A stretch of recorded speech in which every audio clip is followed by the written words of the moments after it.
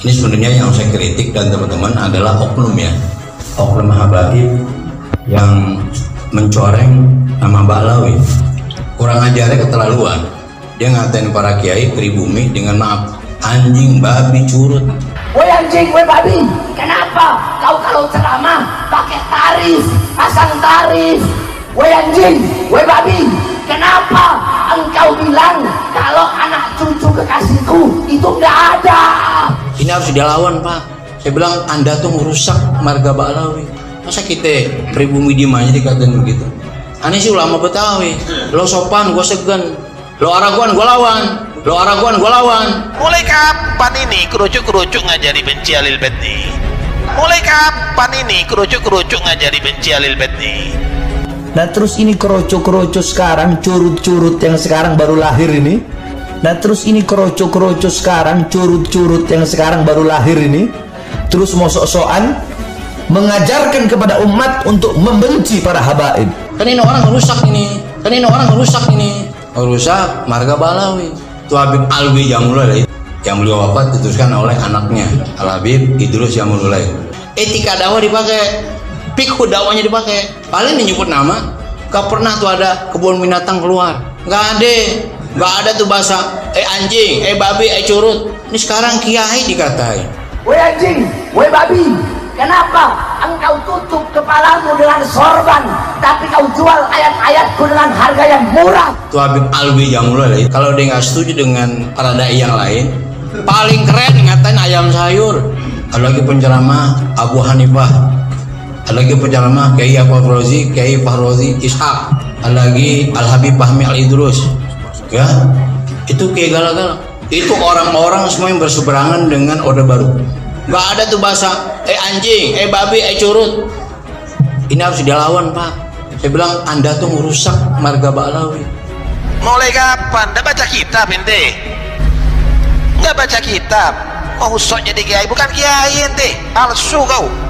Wallahi palsu. Kamu yang menyesatkan umat. Kamu yang menyesatkan umat. Nggak usah diikuti model demikian. Nggak usah diikuti model demikian. Inilah para dai, maaf ya, para kiai banyak ini. Dakwah itu nggak gampang, Pak. Ada fiqh dakwah namanya. Bagaimana cara orang berdakwah? Gak boleh ngatain orang. Kalau ceramah jangan menyebut nama orang. Gitu aja nggak boleh. Ke Brahmanawi ajarannya tuh. Sekarang bukan menyebut nama aja, sampai kebun binatang keluar. Na'udzubillahi min dzalik. Di dalam tubuh kami mengalir darah Rasulullah. Karena di dalam tubuh kami mengalir darah Rasulullah. Di dalam tubuh kami mengalir darah-darah perjuangan, darah-darah keberanian. Nah ini yang sekarang lagi viral nih, rame ini. Jadi saya nggak bahas karena saya nggak punya data. Jadi kita ngomong sisi moral saja. Bapak kalau baca dalam surah akhir dari surah Al-Kahfi, siapa yang apa? Wa man kana yarju liqa'a rabbih falyamal amalan sholiha wala yusyrik bi ibadati rabbih ahada. Ujungnya ginilah kalau diterjemahkan bebas, siapa yang kepengen surga, gitu aja. Fal ya'mal amalan sholiha, beramal soleh, bukan ngebanggain nasab, bukan. Nih gua nih keturunan Dzurriyyah. Enggak, bukan itu ukurannya. Enggak ada jaminan. Nih gua yang Dzurriyyah aja nggak boleh begitu, apalagi yang bukan Dzurriyyah. Paham nggak? Nih gua orang kampung. Siapa yang bilang orang kota? Mungkin lu mau ke kampung. Nggak bisa, enggak. Waktu saya masih di Habib Bahar sering bilang, belajar sama satu Habib sama ukurannya belajar dengan 70 kiai.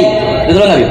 Satu Habib, walaupun Habibnya jahlun, maksudnya bodoh, kata Habib Bahar, itu ukurannya perbandingannya amat 70 kiai yang alim. Man afdol, siapa yang lebih utama? Asyarif au alim? Seorang sayyid, seorang habib, atau orang alim? Syarifun jahilun, habib bodoh, itu masih lebih utama daripada orang yang berilmu. Auqala, atau beliau berkata syarifun wahidun, satu habib, satu syarif, satu sayyid afdal min sab'ina aliman, lebih utama daripada 7 orang alim. Bahwa barometer kemuliaan seseorang bukan dilihat dari mana dia berasal, bukan kemudian kita membanggakan nasab kita, bukan. Mau anak aparat, mau anak pejabat, mau anak rakyat, mau anak konglomerat, silakan. Mau dzurriyyah Nabi, bukan dzurriyyah Nabi, silakan. Jadi bukan itu, Pak, esensinya. Li ta'arufu, untuk saling mengenal, sharing. barometer kemuliaan seseorang bukan dilihat dari mana dia berasal. Dalam kitab ini dijelaskan, wa ikhtalafa al-a'imma ayyuhuma afdal. Qala ba'dul ulama fil mafadilah baina syarafil ilmi wa syarafil nasab. Antara mulia lebih mulia ilmu atau lebih mulia nasab garis keturunan.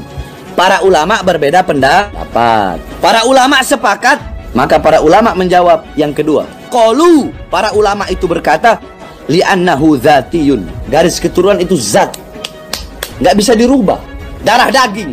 Sedangkan yang pertama itu hanyalah anugerah pemberian dari Allah Subhanahu wa taala yang satu saat bisa hilang. Dua-duanya mulia. Tapi kalau mau dibandingkan mana yang lebih mulia, menurut ulama bukan menurut anak. Para ulama sepakat, para ulama berbeda pendapat. Adilu syai', tidak ada sesuatu apapun yang bisa mengunggulinya dan lebih utama darinya. Ini yang ngomong kitab. Anak pakai kitab. Ini ada kitab bagus nih, Pak. Ini kemarin disalah tafsirkan sama sebagian orang, atau ngomongnya cuma sepotong-sepotong. Ini disusun Al-Fathul Mubin Bisyaril Arba'in oleh Imam Ahmad bin Muhammad bin Ali Ibnu Hajar Al-Haytami. Orang nyebutnya Ibnu Hajar Al-Haytami. Nah, beliau begini ngomong ini yang kemarin dipotong sama salah seorang dai. Ngungkapnya nggak sempurna tentang nasab. Beliau mensyaratkan satu hadits yang bunyinya, man batta'a bi amaluh lam yusri bihi nasabuh. Siapa yang lambat amalnya, maka nasabnya tidak akan bisa nguber, nggak bisa. Contoh nih, kita nih anak kiai, paham nggak? Tapi nggak pernah sholat, nggak pernah puasa, pokoknya arkan Islam telap semua. Tahu telap? Kagak pernah dilakukan. Di Padang Mahsyar nggak ada, Pak. Saya kan dulu anak kiai, ngomong sama malaikat begitu dah, kagak laku. Hatta dia juriah Nabi nggak akui. Kalau orang amalnya kurang, nasabnya nggak bisa ngebantu.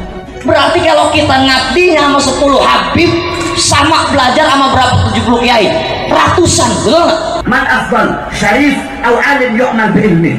Mana yang lebih utama? Mana yang lebih mulia? Seorang habib atau orang alim yang mengamalkan ilmu? Syarifun jahilun. Habib bodoh lebih utama daripada orang alim yang mengamalkan ilmu. Apa kata Rasulullah Shallallahu Alaihi Wasallam? Ada orang mengklaim salah. Inna ahla baiti haula yarawna annahum aula nasbi. Sesungguhnya keluargaku, ahlu bait ya, sesungguhnya keluargaku, mereka itulah orang-orang yang mengklaim bahwa mereka itu orang yang paling utama. Enggak, Nabi bilang enggak. Walaysa kadzalik, padahal bukan seperti itu. Inna auliya minkum almuttaquna man kanu wa haitsu kanu. Sesungguhnya kekasihku adalah orang-orang yang takwa, gitu. Siapapun mereka, dari manapun mereka. Jadi lagi-lagi kita jangan kemudian kita membanggakan nasab. Nih gua orang Betawi, orang Batak, orang Jawa sama. Sekali lagi, saya bukan mau bikin rame yang lagi viral. Paling tidak, ayo kalau kita kepengen masuk surga, jangan mengenalkan kita keturunan Jawa. Kekasihku adalah orang-orang yang takwa. Barometer seseorang dilihat bukan dari mana dia berasal. Inna akramakum indallahi atqakum. Woi anjing, woi babi, kenapa engkau tutup kepalamu dengan sorban, tapi kau jual ayat-ayatku dengan harga yang murah? Nah, saya juga minta Bahar bin Smith, kalau ceramah berakhlak yang baik, ya, jangan kamu tunjukkan kepada masyarakat makin semakin nilainya kepada Alawin itu semakin kecil karena perilaku kamu yang tidak baik. Juga Hanif Al-Attas, ya, juga ya, jangan sembarangan, ya, jangan sembarangan. Jangan kamu kira pribumi takut sama kamu. Tidak sama sekali. Kalau mereka mau kerjain satu kali saja kamu rubuh habis rata. Tidak ada yang bisa tolong, ya. Orang punya kesabaran ada batasnya, ya. Ingat, ya Al-Alawin, ingat, ya. Semua kesabaran ada batasnya. Jadi kalau ada orang yang sekarang ini, yang sekarang ngaku cucunya Wali Songo, itu nggak ada. Sekalipun ada dari pihak ibu, bukan dari pihak abah. Kalau dari pihak ibu terputus. Bahar bin Smith, para sunan adalah turunan Rasul Sallallahu Alaihi Wasallam. Mereka lebih dekat kepada Rasul daripada saya turunannya, ya. Kita harus akui, ya. Saya bangga tuh sama guru saya, Al-Habib Abu Bakar bin Hasan Al-Atos Az-Zabidi. Walaupun dia Balawi, dia proporsional. Yang namanya katakan walaupun pahit, dikatakan sama dia. Qulil haqqa walau kana murran. Katakan yang benar walaupun pahit, disampaikan. Nasihatin tuh habaib, ya kan? Tapi resikonya dibenci sama para habaib yang lain. Bagi dia nggak peduli. Ya, saya salut. Artinya tetap profesional. Seorang guru yang bisa membimbing. Kalau ada golongan dia, dinasihatin. Di dalam kitab ini disebutkan lebih dari 150 ulama aswaja yang mensahkan nasab Ba'alwi sebagai suriah Nabi. Dan dalam kitab ini saudara disertakan lebih dari 100 referensi kitab nasab. Di kitab ini ditaruh tentang masalah DNA secara ilmiah, saudara. Jadi ini kitab sudah menjawab semua pertanyaan.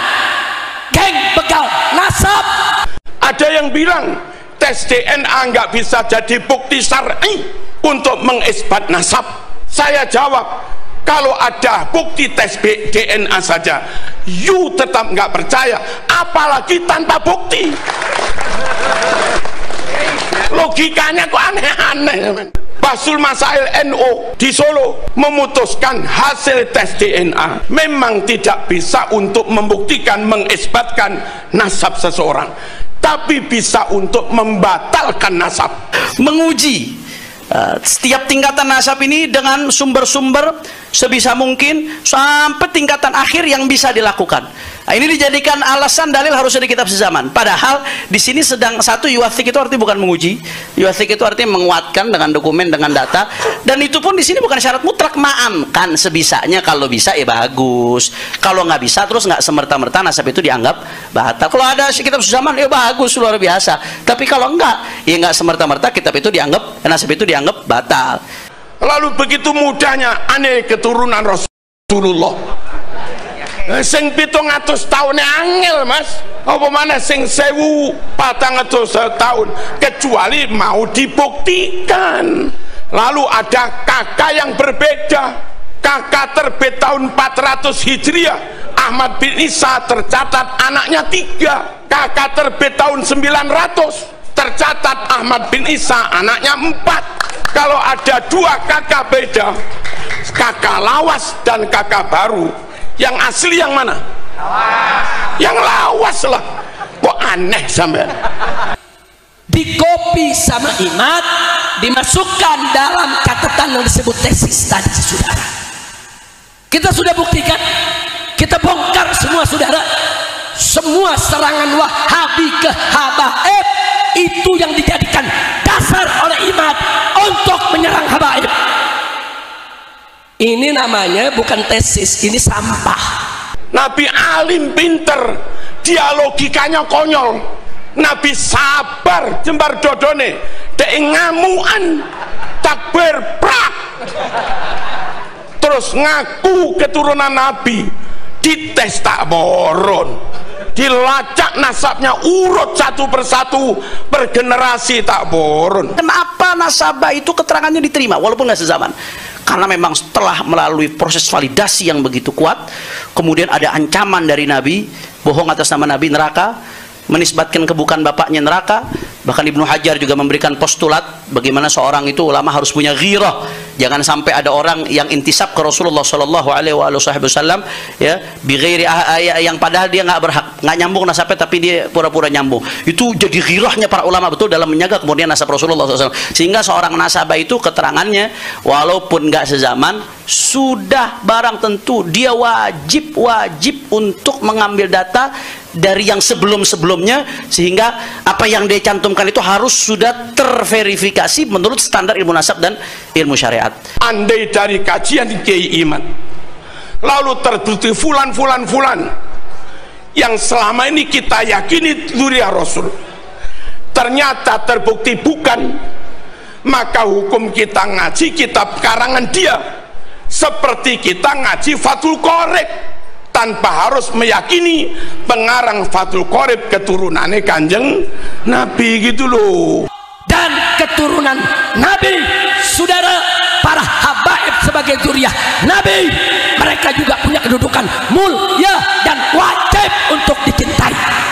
Panjenengan yang selama ini nggak dianggap keturunan Nabi, tak usah khawatir, Bun. Siapa tahu penelitian Kiai Imad dan kawan-kawan sampean terbukti keturunan Nabi, maka kami nggak ragu hormat neng sampean, nggak ragu mahabbah neng sampean.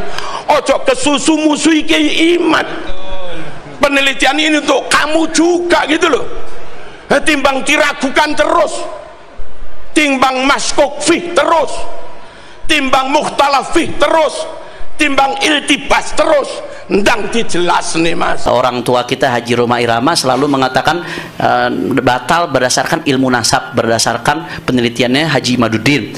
Ya, sekarang ilmu nasab yang mana kaidah yang dia pakai? Itu pertanyaan saya. Kalau dia mengklaim batal menurut saya, ya terserah, siapapun bisa berpendapat kalau menurut saya. Tapi ini sangat menurut ilmu nasab. Menurut kamu, apakah kamu ilmu nasab yang harus diikuti? Kan itu. Sayangnya dia nggak gentle. Sayangnya dia nggak gentle. Akhirnya mencari pembenaran dari berbagai kitab teori nasab. Di Indonesia ada kiai yang jabatannya di NU jauh lebih top daripada Kiai Imad, tapi beliau tidak takhusus di bidang nasab.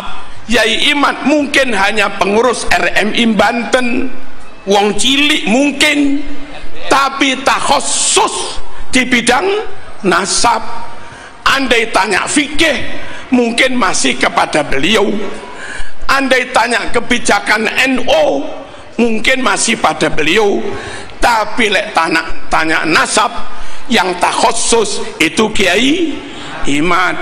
Insya Allah habaib dan para muhibbin, habaib dan para pecintanya kelak akan kumpul bersama Nabi kita Muhammad Sallallahu Alaihi Wasallam. Adapun mereka yang mencaci maki habaib, yang menghina habaib, yang benci dengan habaib, kita lihat saja nanti di akhirat. Kita lihat siapa yang dipanggil oleh Nabi dan siapa yang diperengoskan oleh Nabi, saudara. Kita lihat nanti siapa yang Nabi tersenyum kepadanya dan siapa yang Nabi marah kepadanya. Kalaupun diteliti ternyata bukan, saman kudu lilo demi menjaga kemurnian anak cucu Nabi, zuriat Nabi, daripada saya dicantol-cantolkan di situ, keturunan itu jadi nggak murni. Mending saya dikeluarkan dari situ, nggak apa-apa, demi menjaga kemurnian keturunan Nabi. Ikrimah itu anak dari Abu Jahal, itu loh jadi mufassirut tabi'in, tokoh ahli tafsir, ahli Quran zaman tabi'in, dan diterima. Padahal bapak mungsuhe Kanjeng Nabi, nggak masalah. Andai ada 65 orang itu jadi gembong PKI, lalu anaknya mondok di Plosolir Boyo Sarang, hafid Quran, apal alfiyah, maknun dan segala macamnya, nguasai Bukhari Muslim, Ihya, ya diangkat jadi kiai Mas, meskipun bapaknya gembong PKI. Itulah Islam. Halo, halo. Serahkan sesuatu hanya kepada ahlinya. Siapa ahli? Imani top, takwa Allah top, khosyatullah top, ilmune yo top, akhlake top, nyun sewu, kapasitasnya juga top. Itu namanya ahlinya, dan harus ahlu sunnah wal jamaah. Serahkan pada ahlinya. Madhab 4 Imam Syafi'i nasabe sapa? Tak oneng bro rawuh.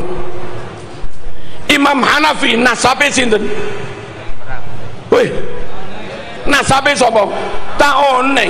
Imam Maliki tak oneng. Imam Hambali tak oneng. Imam Asy'ari tak oneng. Imam Maturidi tak oneng. Imam Bukhari Muslim tak oneng. Imam Junaid Al-Baghdadi tak oneng kabeh. Imam Ghazali, kita kepada beliau-beliau belas nggak ngerti nasabnya. Woi, nggak ngerti nasabnya dan nggak tahu juga sahkah Islam kita. Manut orang yang kita nggak tahu nasabnya itu loh, sah apa enggak? Lah jadi harus cari nasab ini, enggak juga kan?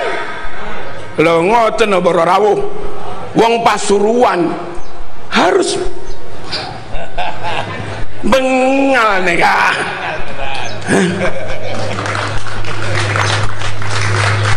Allahumma shalli ala sayyidina Muhammad. Sepura anakku le cangkolang mungkin. Tak pernah bagi. Sedikit lagi nggak apa-apa.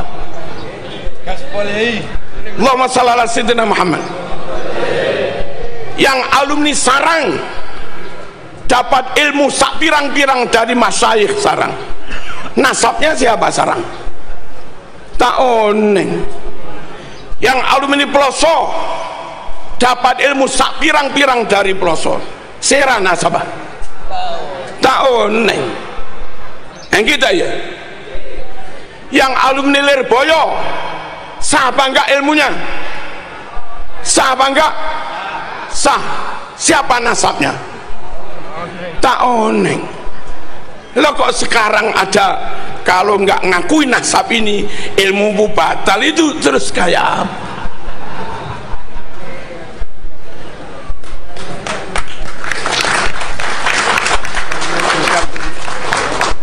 Lalu berikutnya begini, Bapak Ibu rahimakumullah, untuk bisa paham Quran, paham hadis, harus benar-benar ngerti alim nahwu sorob,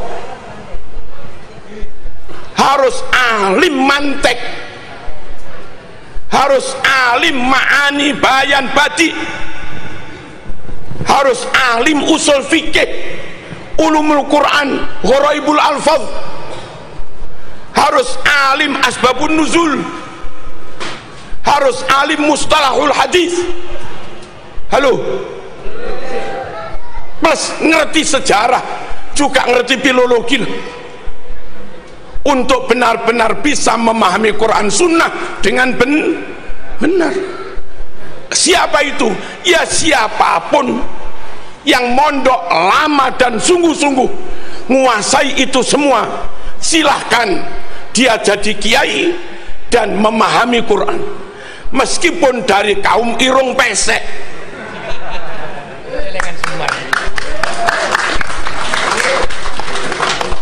Jangan paksakan orang yang nggak punya kemampuan kau percaya menafsiri Quran hanya karena bajunya. Jangan kau paksakan orang yang nggak punya kapasitas cukup ikut-ikut mengistimbat dari Quran hadis hanya karena kekayaan atau karena nasabnya. Ini nggak boleh dipegang, diurus kecuali oleh orang yang benar-benar punya keahlian. Ini urusan keahlian supaya menghasilkan ilmu yang benar gitu loh. Halo, kalau yang top itu orang Jawa, nah kita terima. Kalau yang top ring Madura, engki terima. Kalau yang top nguasa itu ring Cina, tak kenapa terima. Kalau yang top itu orang Islam Eropa, orang Islam Arab, Yaman, kita terima. Pokoknya karena benar-benar punya kapasitas, bukan karena etnis, bukan karena baju, bukan karena pangkat, bukan karena harta, bukan karena jabatan, bukan karena nasab. Ini urusan ilmu, butuh keahlian. Clear? Clear apa enggak? Apa kalau tidak mengakui nasabnya lantas menghina? Mboten. Saya bermadhab Syafi'i tanpa harus mengakui Imam Syafi'i bernasab ke Rasulullah tetap sah. Saya ngaji Ihya 100% yakin Imam Ghazali Iran, bukan Mekah, bukan Quraisy, sah. Saya Hizib Nawawi tanpa ngerti Imam Nawawi itu nasab apa, ya tetap sah.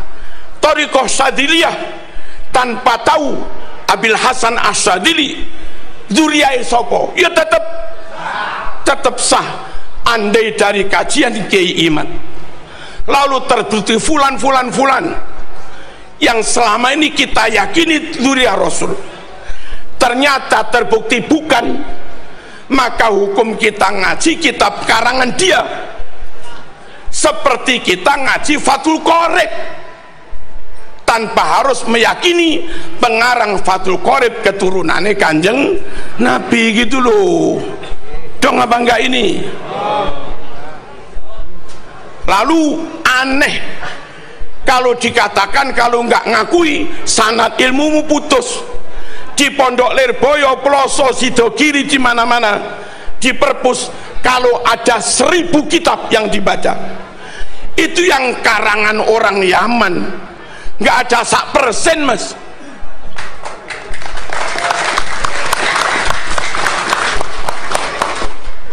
Ummahatul Kutub fit Tafsir, mulai dari yang kecil Jalalain, Jamal, Sawi, lauk ngalih Al-Munir, Maroh Labid, agak gede lagi Tabari, Qurtubi, Tafsirul Kabir, Lirrazi, dan yang lain-lain.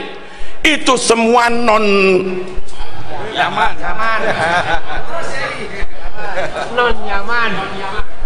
Kutubul Hadis, Bukhari, Muslim, Imam Ahmad, Tirmidzi, Abu Dawud, Ibnu Majah, Hakim, Ibnu Hibban, Ibnu Majah, Ibnu Abi Dunya, Ad-Dailami.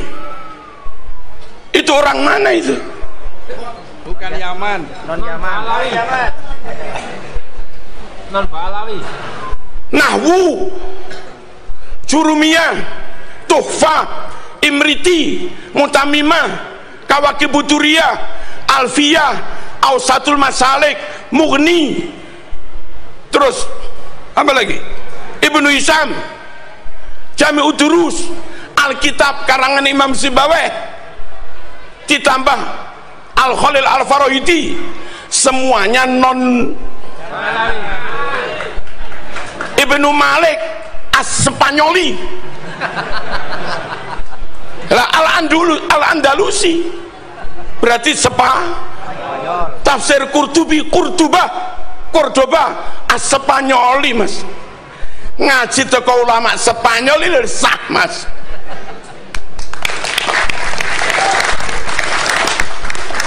Kok sempit amat mikir.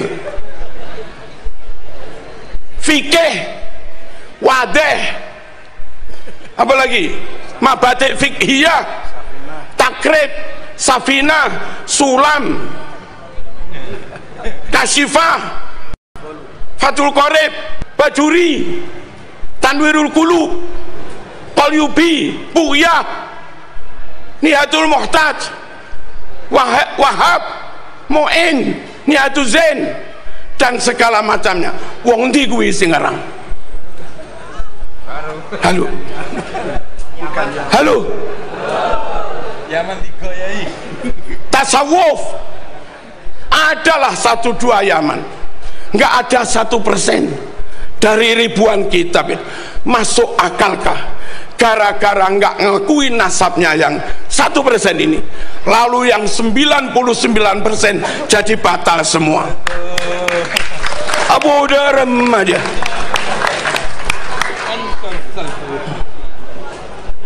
Paham lagi? Bukan masalah rungkat mas. Rungkat sendiri.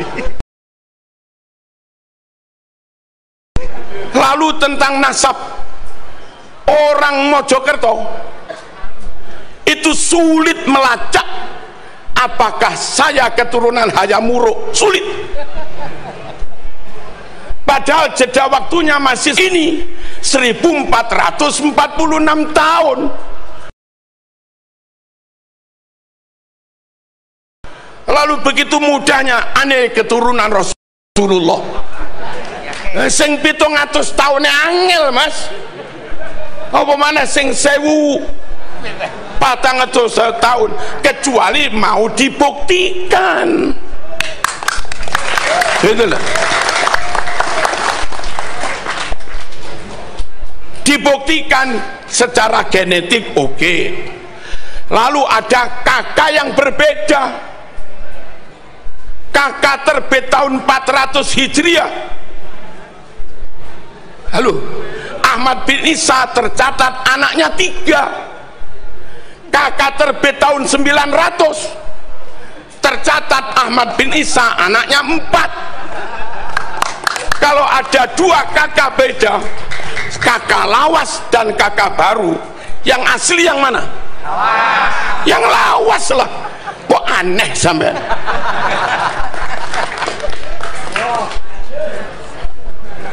Kalau saya punya naskah Bukhari warisan dari Mbah Yud saya, kebetulan kita sama-sama Al-Banteni, mbah saya ke-6 Banten, menantu saya bin Ki Zuhdi Sintina Muhammad. 2 kakak beda, yang asli yang lawas, punya naskah Bukhari Muslim, naskah dari Mbah Yud saya, hadis itu nggak ada.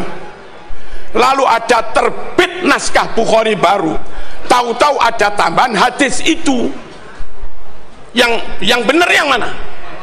Yang lawas.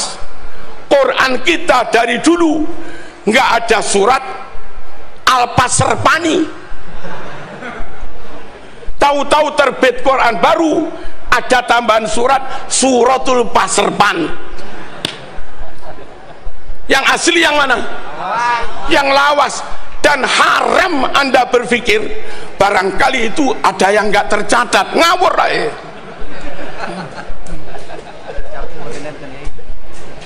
Kenapa? Sekarang itu mungkin nggak tercatat, ada kemungkinan tercatat, ada kemungkinan apa? Ada yang bilang tes DNA nggak bisa jadi bukti syar'i untuk mengisbat nasab.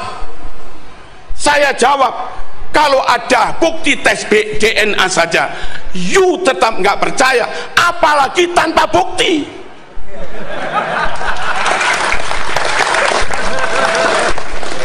Logikanya kok aneh-aneh, men.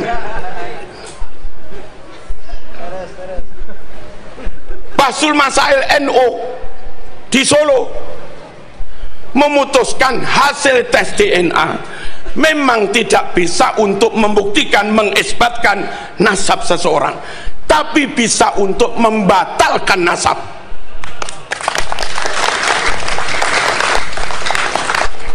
Nabi Mekah, Said Maliki Mekah pada pun, Nabi Quraisy Said Maliki Quraisy pada pun, sukunya pada.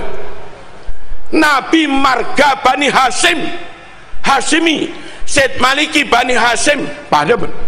Nabi Fatonah cerdas, pinter, Said Maliki cerdas, alimas, lumayan, ada kemiripan. Nabi ganteng, abyad musrob ilal humroh, putih kemerah-merahan. Halo, Said Maliki juga ganteng. Nabi sabar, jembar, toleran, hanifah muslimah. Said Maliki jembar dodone, mas. Orang kayak Said Maliki begini, karakternya mirip, kealimannya mirip, jembar dodone juga mirip, wajah masuklah, ganteng, gagah, suku pada, marga pada. Said Maliki neka mon adabuh, kula neka keturunan Nabi, ya gampang dipercayalah. Ini orang bangsanya beda. Nabi Mekah dia Iran, Nabi Mekah dia Afghanistan, Nabi Mekah dia Mesir, Nabi Mekah dia Madura, Nabi Mekah dia Yaman.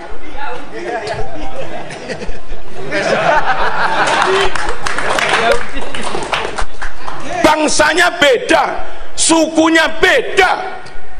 Nabi Quraisy dia Jawa, Nabi Quraisy dia Banten, Nabi Quraisy dia Sunda. Halo.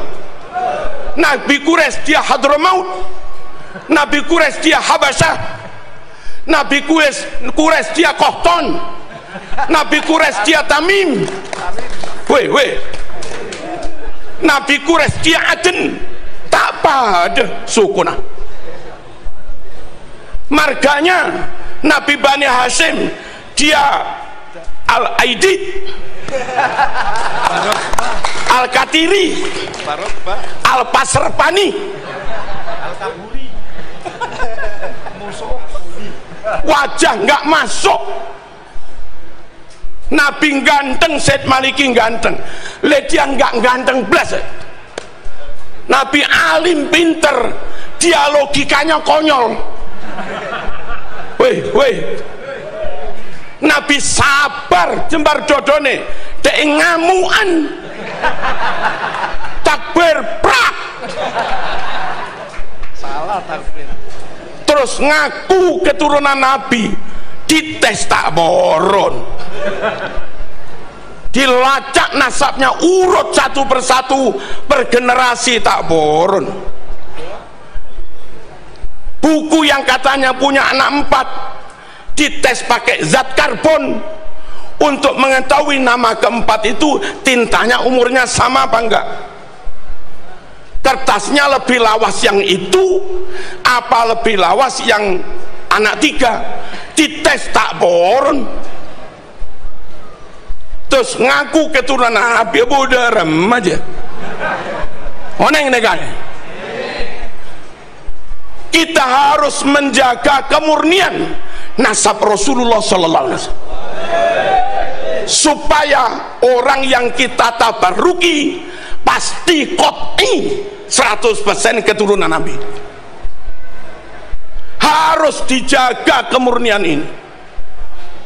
Khawatir kalau nggak dijaga, sembarang orang gampang ngaku keturunan, kadung ditabaruki pol-polan, kadung Gus Adi paringi mobil ben barokah, lah tibae keturunane semprol ya apa.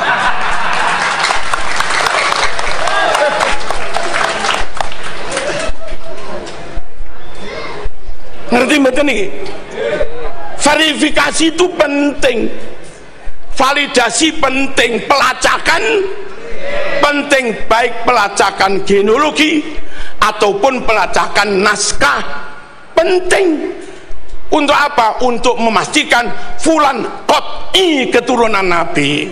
Kita sowan nggak rugi, salaman nggak rugi, sedekah nggak rugi, barokah.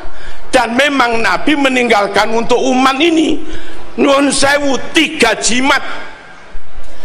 Jimat pertama Quran, jimat kedua sunnah, jimat ketiga keluarga anak cucunya Kanjeng Nabi. Supaya sunnah benar-benar sunnah, bukan maudhu, bukan palsu, maka ulama men-tracking hadis. Dan akhirnya karena hadis kena jarah wa ta'dil, ribuan hadis rungkat. Rungkat itu apa?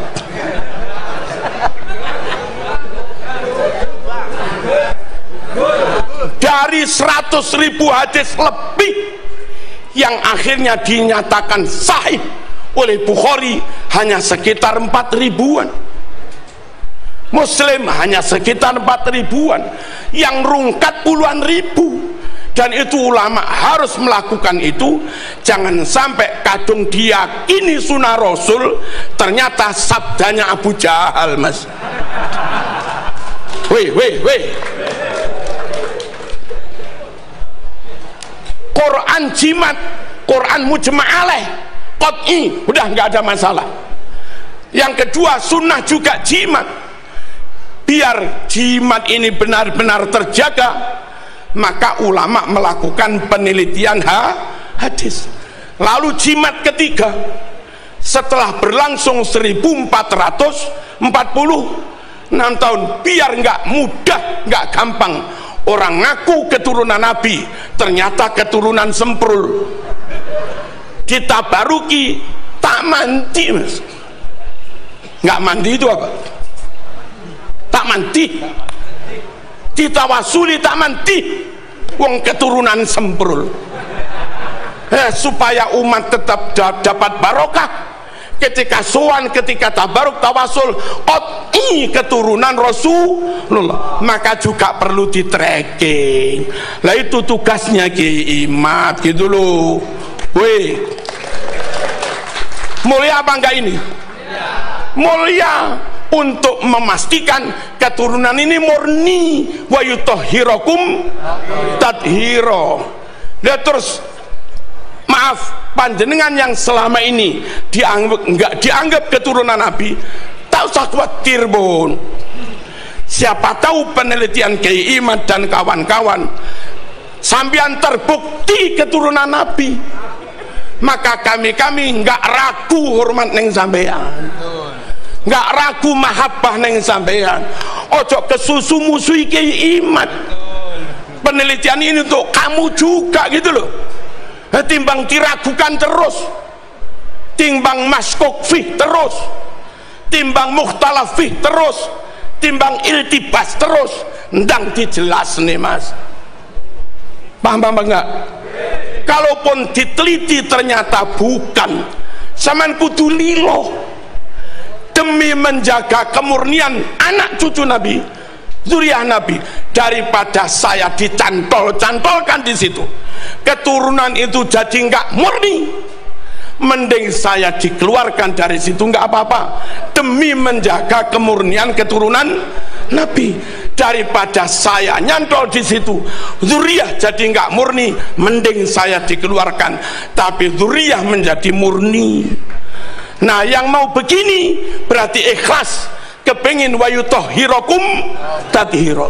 Kalau begini enggak mau, berarti Anda hanya mikir kepentinganmu sendiri, biar tetap disuani umat, biar tetap dimahabbai umat, biar tetap disungkemi umat, biar tetap diparing-paringi. Berarti sama enggak mikir untuk kepentingan Islam, mikir kanggo awake dhewe. Yo ngaku oleh ngono mas, bendang beres. Clear apa enggak ini? Halo, kok sik durung trimo iki piye? Terus kula tambah malih sekedhik. Hari kayak begini masih ada yang ngaku keturunan ke-28. Terus ngitungnya bagaimana? Mbah Yud saya itu lahir 18 sekian, kami nggak tahu. Saya lahir 66. Ternyata lahirnya Mbah Yud dan lahirnya Pucu Buyut itu kisaran 100 tahunan. Sampai nikah umur 25. Halo, istrimu nikah umur 20, lalu punya anak pertama umur 26, 28, 30. Madep sini dulu. Anakmu, istrimu punya anak, dia umur selikur, rolikur. Jarak antara anak dengan orang tua itu kisaran 25 tahun, 26 tahun gitu loh. Halo, kalau 100 tahun nasab keempat. Isim paham apa enggak ini? Orang nikah itu umur 25 umumnya, umur 26, 27, 28 punya anak, istri punya anak umur 21, 22, 23, 24. Kalau di rata-rata pada angka 24, 25, 26. Jarak antara anak dengan orang tua, karena jaraknya sekitar 25 per nasab. Kalau 4 nasab berarti buyut 100 tahun. Kalau 1000 tahun nasab ke 40 mas. Paham enggak ini? Sekarang 1400 tahun harusnya nasab 56. Wajar. 1446 harusnya nasab ke 58, wajar. Kalau ada orang aneh keturunan ke 58 lumayanlah masuk. Anak keturunan 57 lumayan masuk. Aneh keturunan 28 Kalau di rata-rata 1446 Hijriah dibagi 28, rata-rata 51 tahun lebih. Masuk akalkah ibumu melahirkan umur 51? Mbah putrimu melahirkan umur 51, padahal Fatimah umur sebelum 20 sudah punya anak. Ini hitungan nasab yang dibuat-buat, Mas. Cek bercaja, Mas. Belum lagi sekian makam dipalsu, klaim sejarah NU dipalsu, woi, klaim pahlawan dipalsu. Pemalsuan itu kadzib, bohong. Perawi hadis, rungokno, perawi hadis ketahuan sekali bohong, hadisnya palsu. Kalau mereka bukan sekali bohong tapi berkali-kali bohong, maka dawuhnya haram dipercaya. Assalamualaikum warahmatullahi wabarakatuh.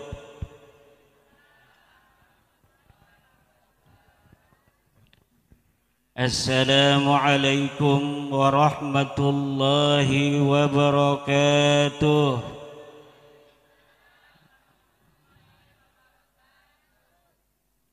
Assalamualaikum warahmatullahi wabarakatuh.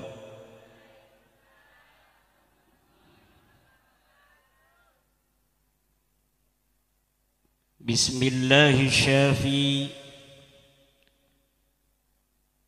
Bismillahil-kafi, Bismillahil-wafi, Bismillahi rabbis samawati wal ardi, Bismillahilladzi la yadurru ma'asmihi syai'un fis samawati, Bismillahilladzi la yadurru ma'asmihi syai'un fil ardi wala fis samawati.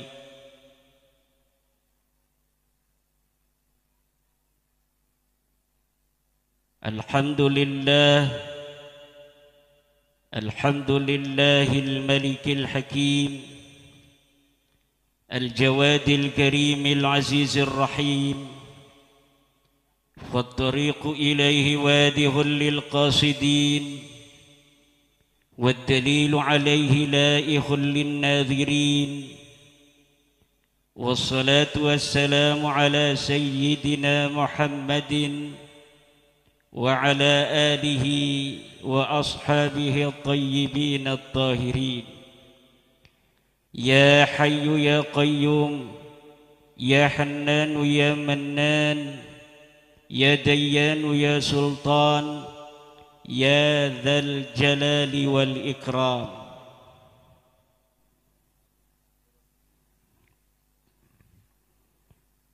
أما بعد فيا أيها الفضلاء حضرات المكرمين وبالخصوص العالم الفاضل صاحب الفضيلة خادم المعهد رياض الفلاح Abah Kiai Ja'far Shadiq beserta seluruh keluarga besar Pondok Pesantren Riyadul Huda, para kiai, para ulama, wabil khusus Ketua PCNU Kabupaten Majalengka, Rais Syuriah Majalengka,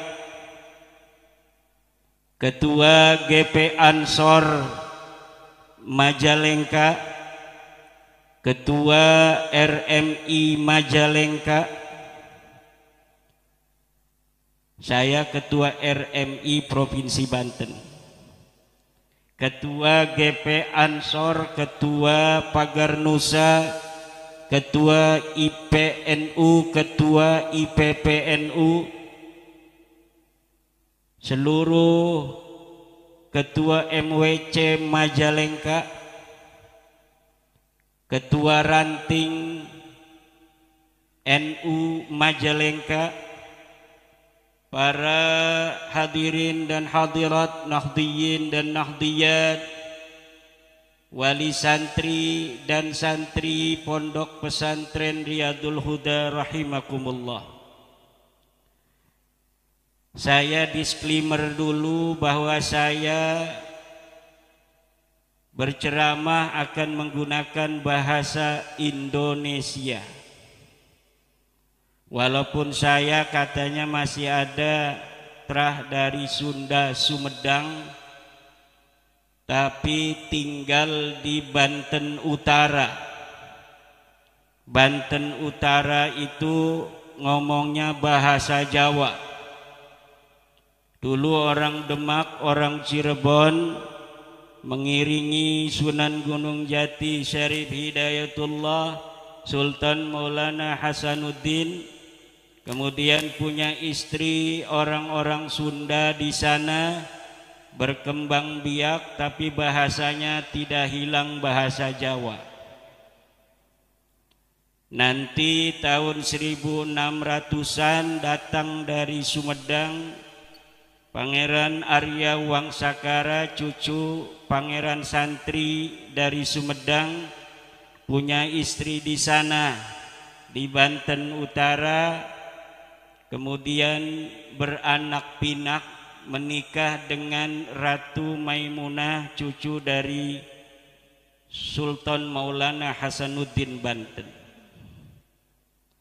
Hari ini sekitar 3 juta penduduk Banten menggunakan bahasa Jawa yang ada di Banten Utara, mulai dari Bojonegara, Kasemen, Pontang, Tirtayasa, Tanara, Kresek, Kronjo sampai di Mauk. Dari mulai kota Cilegon, Kabupaten Serang, kota Serang, dan 7 kecamatan di Kabupaten Tangerang. Itu bahasanya bahasa Jawa. Bahasa Sunda, saya kalau ada orang ngomong Sunda, jangankan Sunda kasar, Sunda halus saja ngerti. Tapi kalau untuk ngomong saya takut salah, karena tidak biasa ngomong Sunda. Jengjowokannya jengjowokan Sunda. Ilmu-ilmu yang dikasih oleh nenek, bagaimana cara pakai peci, apa yang dibaca, semuanya bahasa Sunda.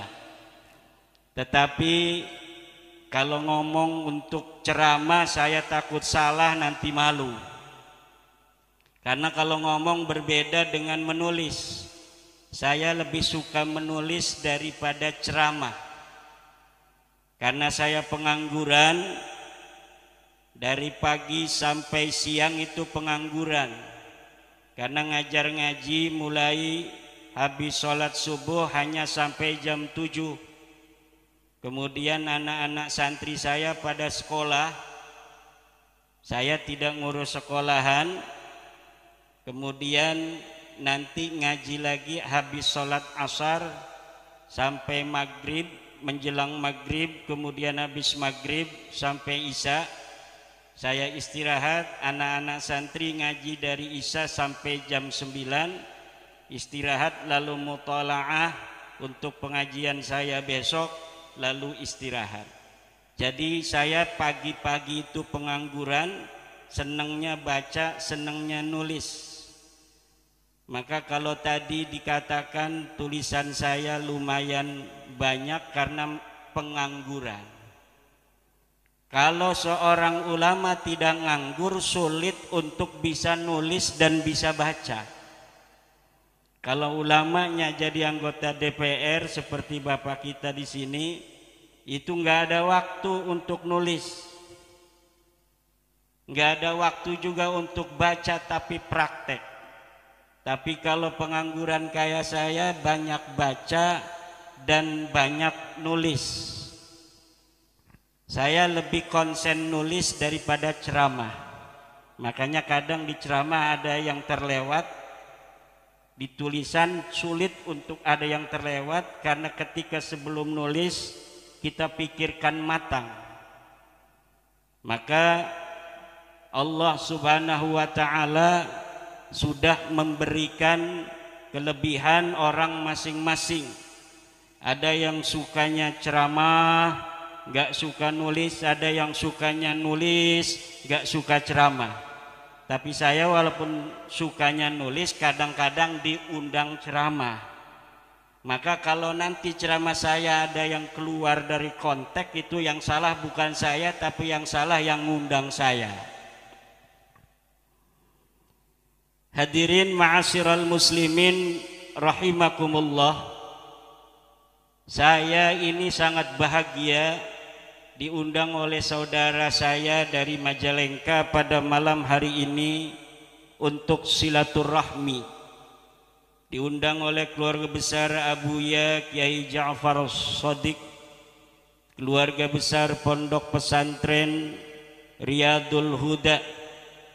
Ini adalah asa kagunturan madu, kahujanan menyan, kebahagiaan yang tiada tara dapat bersilaturahmi di Majalengka, yang katanya Majalengka dulu adalah mas kawin dari Prabu Gesan Ulun kepada Raja Cirebon dalam menikahi Nyai Ratu Harisbaya. Majalengka ini adalah penuh dengan barokah dan kemuliaan.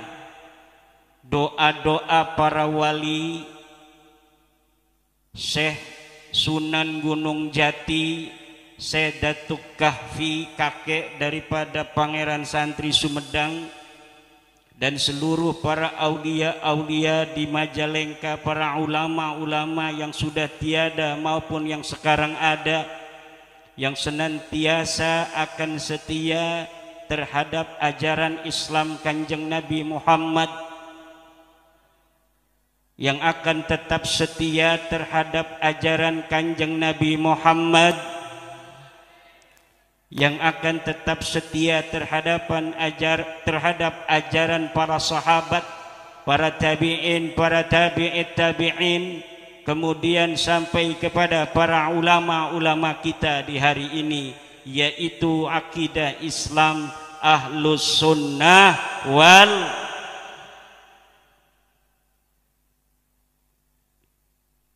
Pertama-tama marilah kita panjatkan puja dan puji kepada Allah, salawat dan salam kepada Rasulullah, kepada para istri-istri Rasulullah, kepada para anak-anak Rasulullah, pada cucu-cucu Rasulullah, dan seluruh ahlu bait Rasulullah.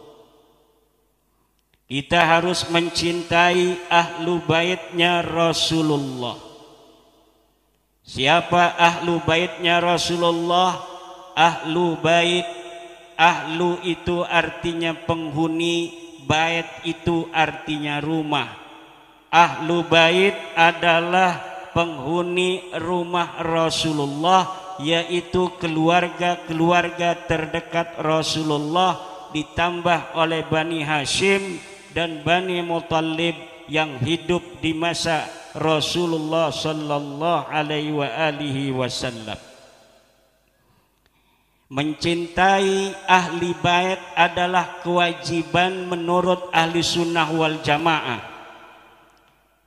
Belakangan ini saya dituduh tidak mencintai ahli bait, karena saya meneliti nasab dari para orang-orang yang mengaku sebagai keturunan Rasulullah.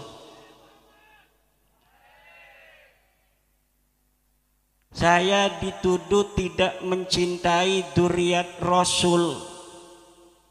Saya bukan tidak mencintai dzurriyyat Rasul, tapi saya tidak percaya Anda yang mengaku-ngaku dzurriyyat Rasul sekarang ini sebagai dzurriyyat Rasul yang benar. Masalahnya di situ, bukan saya tidak mencintai dzurriyyat Rasul, tapi saya tidak percaya orang-orang yang selalu mengaku dzurriyyat Rasul hari ini adalah dzurriyyat Rasul yang asli. Berdasar apa? Berdasarkan penelitian saya tentang nasab-nasab para dzurriyyat Rasul dari kitab-kitab nasab abad ke-4, abad ke-5, abad ke-6, abad ke-7, abad ke-8, abad ke-9. Juga kemudian melihat dari abad ke-10 sampai abad ke-15 hari ini. Dari penelitian saya itu, orang-orang yang selalu mengaku-ngaku bahwa dirinya adalah keturunan Rasulullah ternyata tidak bisa dikonfirmasi bahwa mereka adalah keturunan Rasulullah, yaitu dari mereka yang mengaku sebagai keturunan Alwi bin Ubaidillah, yang Ubaidillah ini mengaku sebagai keturunan Ahmad. Setelah saya teliti di kitab-kitab yang zaman, kitab-kitab yang qaribah, bahwa tidak terbukti bahwa Ahmad bin Isa mempunyai anak bernama Ubaidillah. Saudara-saudara kaum muslimin rahimakumullah, itu nanti aja belakangan. Saya ingin berdoa untuk pesantren ini dulu. Semoga pesantren Riyadul Huda akan berkembang terus sampai hari kiamat, membimbing manusia-manusia, membimbing umat Islam untuk menjaga iman kepada Allah, membimbing manusia untuk menjaga akidah Islam, membimbing masyarakat untuk tetap berada di jalan yang benar, jalan yang diridai Allah, jalan yang diridai oleh Rasulullah, jalan yang diridai oleh para sahabat, oleh para tabi'in, oleh para tabi'it tabi'in, kemudian pada al-a'immah, kemudian para murid-murid al-a'immah, kemudian sampai kepada Abah Yai Ja'far Shadiq di hari ini. Saya doakan mudah-mudahan anak-anak santri ini akan menjelma menjadi pewaris-pewaris para nabi. Amin. Karena pewaris para nabi adalah para ulama yang hari ini jadi santri. Bukanlah pewaris nabi itu adalah yang mengaku keturunan dari para nabi, tetapi yang akan menjadi pewaris nabi adalah dia yang mengambil ilmu dari kanjeng Nabi besar Muhammad sallallahu alaihi wasallam. Santri itu adalah manjama'a baina iyyaka na'budu wa iyyaka nasta'in. Orang yang bukan hanya ibadah zahir kepada Allah, tetapi orang yang ibadah batin kepada Allah. Orang yang iyyaka na'budu juga iyyaka nasta'in. Ada orang yang iyyaka na'budu saja, salat, puasa, zakat, tapi batinnya kering daripada nilai-nilai iman dan ma'rifat billah. Ada orang yang iyyaka nasta'in saja, dia mengaji ilmu tasawuf, dia mengaji ilmu ma'rifat tentang zuhud, tentang wara, tapi dia meninggalkan daripada ibadah zahir, maka dia akan menjadi orang-orang yang zindik. Orang yang meninggalkan iyyaka na'budu, maka dia akan menjadi maghdub. Orang-orang yang meninggalkan iyyaka nasta'in, dia akan menjadi orang yang dhalin. Maka untuk mendapatkan siratal mustaqim haruslah manjama'a bainahuma. Orang-orang yang iyyaka na'budu juga dia iyyaka nasta'in. Orang yang ibadah zahirnya kuat tetapi juga ibadah batinnya hebat, barulah dia mendapatkan ihdinas siratal mustaqim. Orang yang mendapat siratal mustaqim, syarat pertama harus iyyaka na'budu, kemudian dia juga harus iyyaka nasta'in. Santri sholat berjamaah oke, marhaban, yes, betul. Puasa oke, manakiban oke. Zakat yes, nanti kalau punya duit. Zikir malam juga iya. Baca Qur'annya rajin. Itulah namanya man jama'a baina iyyaka na'budu wa iyyaka nasta'in. Kalau sudah man jama'a bainahuma, maka Allah akan memberikan siratal mustaqim. Apa itu siratal mustaqim? Ajaran Allah yang benar bainal adyan, yaitu ajaran Islam. Lalu ketika dia sudah mendapatkan Islam, dia akan mendapatkan tariqun yang benar daripada taraik yang ada di dalam Islam. Apa tariq yang benar?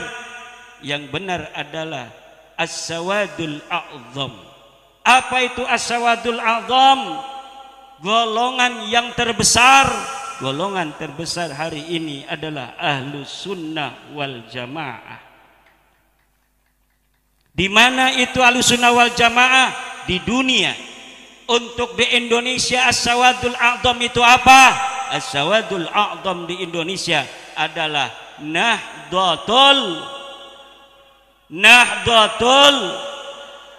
Nahdlatul siapa kita? Siapa kita? Siapa kita? NKRI, Pancasila, Islam selamanya. Harus diulangi lagi. Siapa kita? Siapa kita? Siapa kita? NKRI, Pancasila, Islam.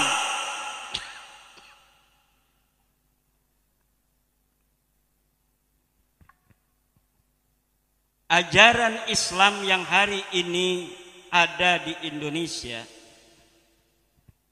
adalah ajaran Islam yang dibawa oleh manusia-manusia bijaksana yang bukan hanya melihat zahirul asya, tapi juga menginsafi bawatinuha. Bukan hanya melihat bagaimana zahir daripada beribadah kepada Allah, tetapi juga mengutamakan kebijaksanaan yang paripurna. Mereka itu siapa?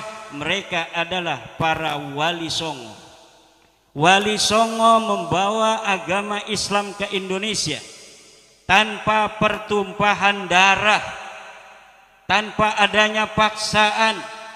Sesuatu yang tidak ada paksaan di sana kemudian diterima, maka sesuatu ini akan sulit untuk ditinggalkan. Kalau kita menerima sesuatu dengan paksaan, biasanya kalau pemaksanya ini tidak ada, maka sesuatu itu pun akan dicampakkan kembali. Tetapi para leluhur-leluhur kita membawa agama Islam ke Indonesia dari mulai Aceh, Medan, kemudian ke Padang, Lampung, ke Banten, ke Jawa Barat, ke Majalengka, kemudian ke Bandung, ke Jawa Tengah, ke Jawa Timur, keliling Indonesia, semuanya dengan hikmah mahaliyah, yaitu kearifan lokal yang tetap dijaga. Sehingga kemudian Islam di Indonesia menjelma menjadi Islam yang penuh toleran. Toleran terhadap orang yang masih mempunyai keyakinan yang berbeda dengan agama Islam. Keniscayaan kita sebagai bangsa Indonesia hari ini adalah bahwa selain kita umat Islam, di Indonesia ini kita bersama dengan saudara-saudara kita yang belum Islam. La ikraha fid din. Tidak ada pemaksaan lagi dalam beragama Islam. Siapa yang masih memiliki agama yang lain hari ini di Indonesia, tidak boleh dipaksa untuk masuk Islam. Kalau dapat hidayah, alhamdulillah, tapi mereka tidak boleh diintimidasi, mereka tidak boleh dipaksa untuk mengikuti keyakinan kita agama Islam. Kita harus saling hormat menghormati, kita harus saling sayang menyayangi sebagai suatu bangsa Indo. Dan ketika kita merdeka, wahai para ansor yang lagi ngelamun, jaketnya keren, kantongnya kadang kosong. Keniscayaan Indonesia ketika diperdekakan adalah kita terdiri dari berbagai macam suku bangsa. Kita terdiri dari berbagai macam agama. Kita terdiri dari berbagai macam kebudayaan. Maka kita kemudian menyatu menjadi bangsa Indonesia, bersepakat untuk hidup bersama selama-lamanya di bawah merah putih Garuda Pancasila, Bhinneka Tunggal Ika, dalam kerangka Negara Kesatuan Republik Indonesia. Kita harus menjaga selama-lamanya yang kita mampu, selama-lamanya yang kita bisa. Tidak boleh Indonesia ini sampai bubar kembali seperti dulu kala. Kita sudah beratus-ratus tahun leluhur kita ada di Pulau Nusantara ini. Kita jaga sejak dulu Kepulauan Nusantara dengan berbagai macam dinamika peradaban dan kebudayaan. Kemudian kita menjelma menjadi kerajaan-kerajaan, kesultanan-kesultanan. Kita telah penuh dengan sejarah-sejarah masa lalu leluhur kita, di mana di zaman kerajaan, di zaman kesultanan, untuk terjadinya suksesi pemimpin harus kadang-kadang satu saudara dengan saudara lainnya berperang, paman dan ponakan saling bunuh. Tapi setelah Indonesia ini terbentuk, saudara-saudaraku sebangsa dan setanah air, tidak ada lagi antara satu keluarga dengan keluarga lainnya untuk menjadi pemimpin di suatu daerah saling perang dan saling bunuh-membunuh. Tidak ada lagi perang pedang, tidak ada lagi perang tombak, yang ada hanya perang amplop. Betul? Itu saja oleh negara kita sudah dilarang. Walaupun dilarang, para calon punya gaya sendiri untuk tidak ketahuan. Tapi kalau kita berkaca di masa lalu, lebih parah. Kalau kita berkaca di masa lalu, jangan sampai kita kembali ke zaman itu. Dengan segala prestasi leluhur kita di dalam mengislamkan kita bangsa Indonesia, dalam sebuah kerajaan, dalam sebuah kesultanan, tapi di sana ada nilai-nilai yang kurang baik, yaitu peperangan yang terjadi untuk sebuah suksesi kepemimpinan. Lihat sejarah-sejarah Indonesia, lihat sejarah-sejarah kerajaan-kerajaan kita. Dah, sekarang ada orang yang menawarkan agar kita kembali ke masa khilafah. Khilafah itu kerajaan yang seorang raja, jika ia mati maka akan digantikan oleh anaknya. Walaupun yang digunakan adalah sistem Islam, tetapi di dalam suksesi seorang anak menggantikan ayahnya. Kemudian dia menjadi raja. Kadang-kadang antara satu anak dengan anak lainnya ingin jadi raja. Ini cari pendukung, ini cari pendukung. Akhirnya mereka berperang. Dan sejarah-sejarah kita dipenuhi peperangan itu bukan peperangan agama. Agama Islam ini dikembangkan dengan cinta. Namun ketika politik ada di sana, baru ada peperangan. Jadi yang membuat perang itu bukan agama, tetapi politik. Maka politik dan agama tidak boleh untuk dijadikan sebuah paket, di mana kadang-kadang orang tidak bisa membedakan apakah dia sedang bicara politik ataukah dia sedang bicara agama. Kadang-kadang bicaranya seperti agama, tapi tujuannya politik semata. Ini yang sangat dikhawatirkan oleh para ulama-ulama Nahdlatul Ulama, di mana para kiai-kiai kita tanpa ada yang nyuruh ngajarin para santri, tidak ada SK dari camat. Kadang-kadang mau minta SK aja susah dari Kemenag, betul? Agar sesuai dengan aturan harus ada izin operasional, kita mengajukan diri, kadang-kadang 3 bulan baru jadi, betul? Tanpa adanya izin, tanpa ada yang nyuruh, para kiai-kiai ngajarin ngaji setiap malam kepada masyarakat seminggu sekali. Kadang kiainya yang ngajar, kiai juga yang bawa makanan dan kopi serta minuman lainnya, betul? Itulah keikhlasan yang diajarkan oleh para leluhur kita Auliyaut Tis'ah. Itulah yang diajarkan oleh para ulama-ulama kita masa lalu. Mereka banyak yang keturunan Rasulullah, tetapi mereka tidak pernah mengatakan sebagai keturunan Rasulullah.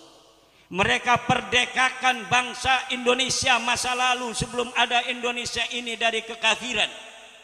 Kemudian mereka bersama-sama orang yang diperdekakan dari kekafiran itu membina umat itu menuju Allah tanpa ada kasta, menuju Allah tanpa merasa mereka lebih berjasa dari yang lainnya.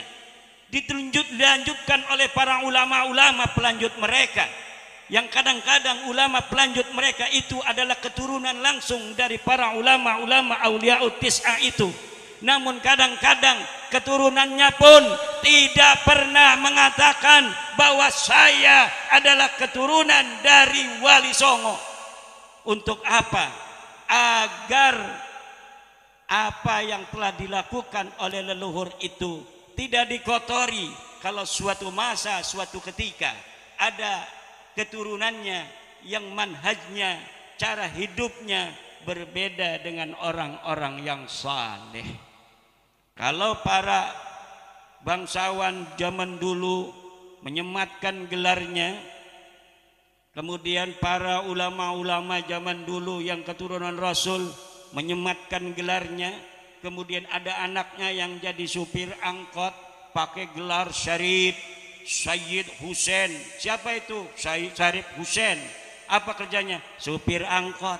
Kan kurang keren. Itulah yang dijaga oleh para ulama-ulama kita masa lalu.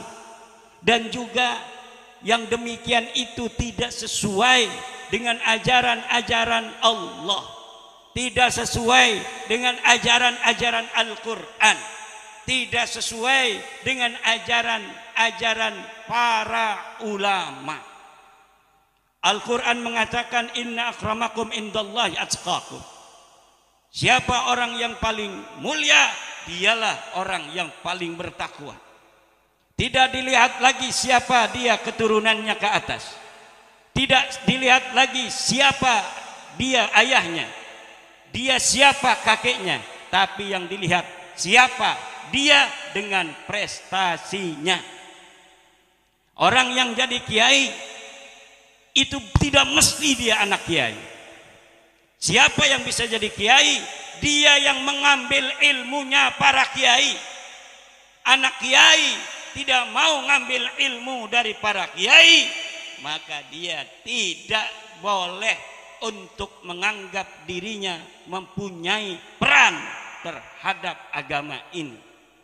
Apalagi dengan membawa nama-nama besar daripada kakek buyutnya, dia kemudian memanfaatkan itu untuk sekedar mencari sesuap nasi, untuk sekedar mencari uang, untuk sekedar mengisi kehidupan dengan membawa-bawa nama leluhur.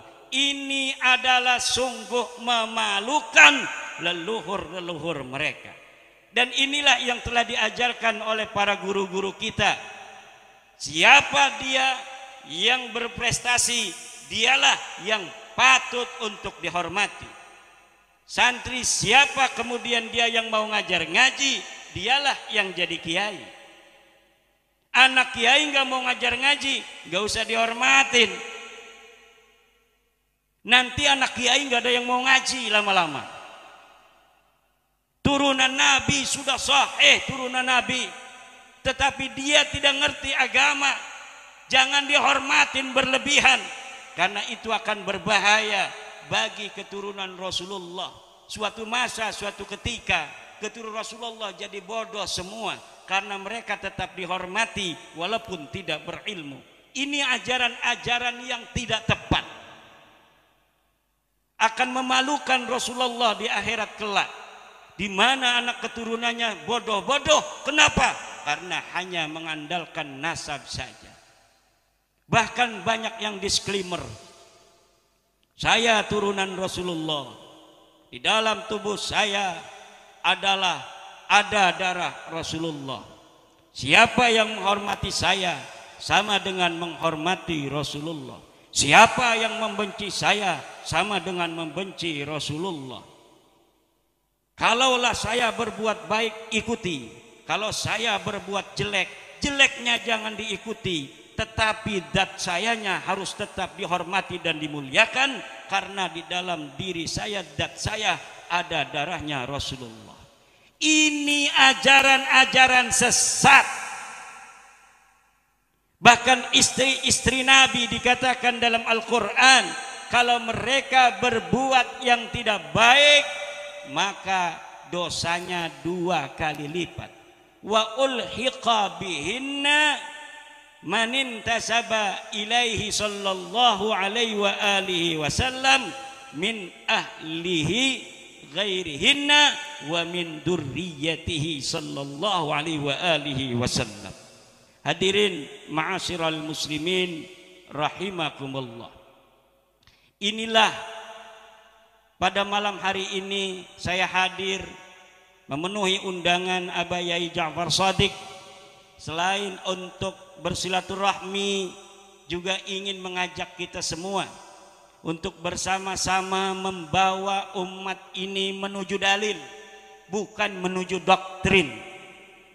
Bahkan haram bagi para santri, para kiai yang sudah balagha rutbatal ijtihad, dia sudah bisa membaca kitab, dia sudah bisa membaca ilmu qawaid, bagaimana istimbat, kemudian di dalam agama dia masih bertaklid kepada orang lain tanpa mau meneliti tentang apa saja, tentang agama, tentang doktrin-doktrin seperti tadi. Kita tidak boleh bertaklid, tetapi harus mengistimbati dengan dalil. Nahnu atsba'ud dalil haitsuma yamil namil. Kita adalah orang-orang yang mengikuti dalil, bukan mengikuti doktrin. Kemana saja dalil menuju, disitulah kita harus menuju. Ini yang diajarkan oleh para guru-guru kita, dengan sanad yang tasalsul sampai kepada Rasulullah Muhammad sallallahu alaihi wa alihi wasallam. Kalau kita beragama tanpa sanad, maka seluruh orang bisa berkata apa saja. Laulal isnadu laqala man syaa ma syaa. Kalaulah tidak ada sanad, maka siapa saja bisa berkata apa saja. Hadis kalau tidak ada sanad, maka siapa saja bisa bikin hadis palsu. Hari ini 1442 Hijriah. 1444 Hijriah. Anak Presiden Jokowi siapa? Kaesang dan Gibran, 2. Kalau saya Imaduddin mencatat sekarang, bikin sebuah buku, anak Presiden Jokowi 3, 1 Kaesang, 2 Gibran, 3 Imaduddin. Kalau sekarang saya katakan, pasti ketahuan saya bohong, betul. Tapi kalau buku ini saya taruh di dalam sebuah peti besi, kemudian saya gembok, saya merekin, dibuka tahun 2500 Masehi. 500 tahun lagi dibuka ini kotak besi oleh seseorang yang menggali sepiteng.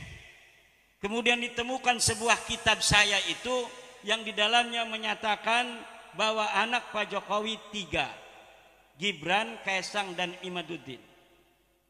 Lalu orang itu membaca, oh berarti Imaduddin yang ada di 2023 yang sekarang banyak keturunannya di Kresek itu adalah keturunan daripada raja besar di Indonesia zaman itu, yaitu namanya Bapak Jokowi. Mulai dari situ kemudian keturunan saya yang ada di Kresek itu akan ganti silsilah menjadi kemudian luhurnya Imaduddin bin Jokowi.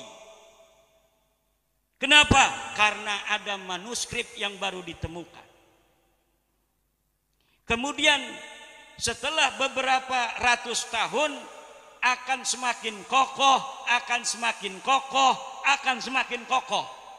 Nanti tahun 3000 seluruh keturunan saya sudah masyhur dan istifadah bahwa keturunan daripada raja besar di Indonesia yang dulu berkuasa bernama Insinyur Haji Joko Widodo. Lalu tiba-tiba kedengeran nama orang Solo. Di sana katanya di daerah Tangerang, Banten ada keturunan Insinyur Joko Widodo raja besar tahun 2023. Keturunan Pak Kaesang dan Pak Gibran tidak terima. 500 tahun yang lalu sudah dicatat oleh Bapak Jokowi di dalam bukunya, dan ini ada manuskripnya berupa kartu keluarga dari Dukcapil, bahwa anaknya Pak Jokowi cuma 2, yang laki-laki yaitu Gibran dan Kaesang.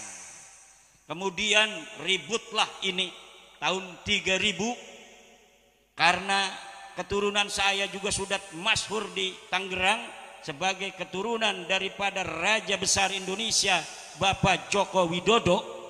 Kenapa saya bilang itu raja besar?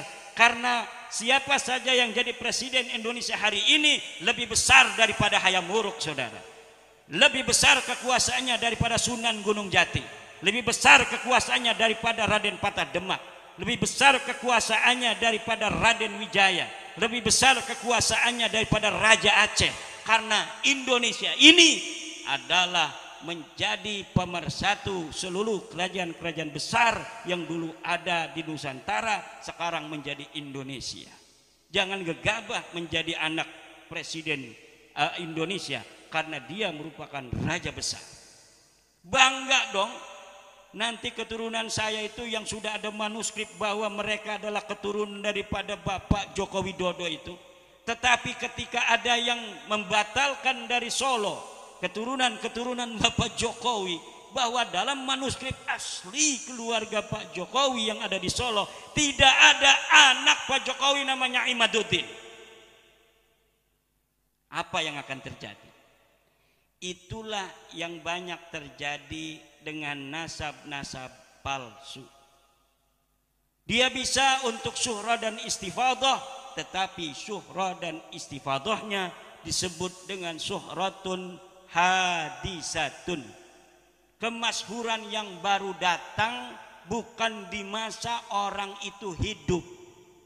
Sementara ketika didebatkan nanti oleh keturunan Pak Jokowi tahun 3000 Ini berdasarkan buku sejarah Indonesia yang dipelajari di sekolah dasar, bahwa Pak Jokowi punya anaknya 2. Ini dikarang tahun 2900, ini tahun 2700 ada, ini 2500 ada, ini 2400 ada, ini 2000 sekian ada.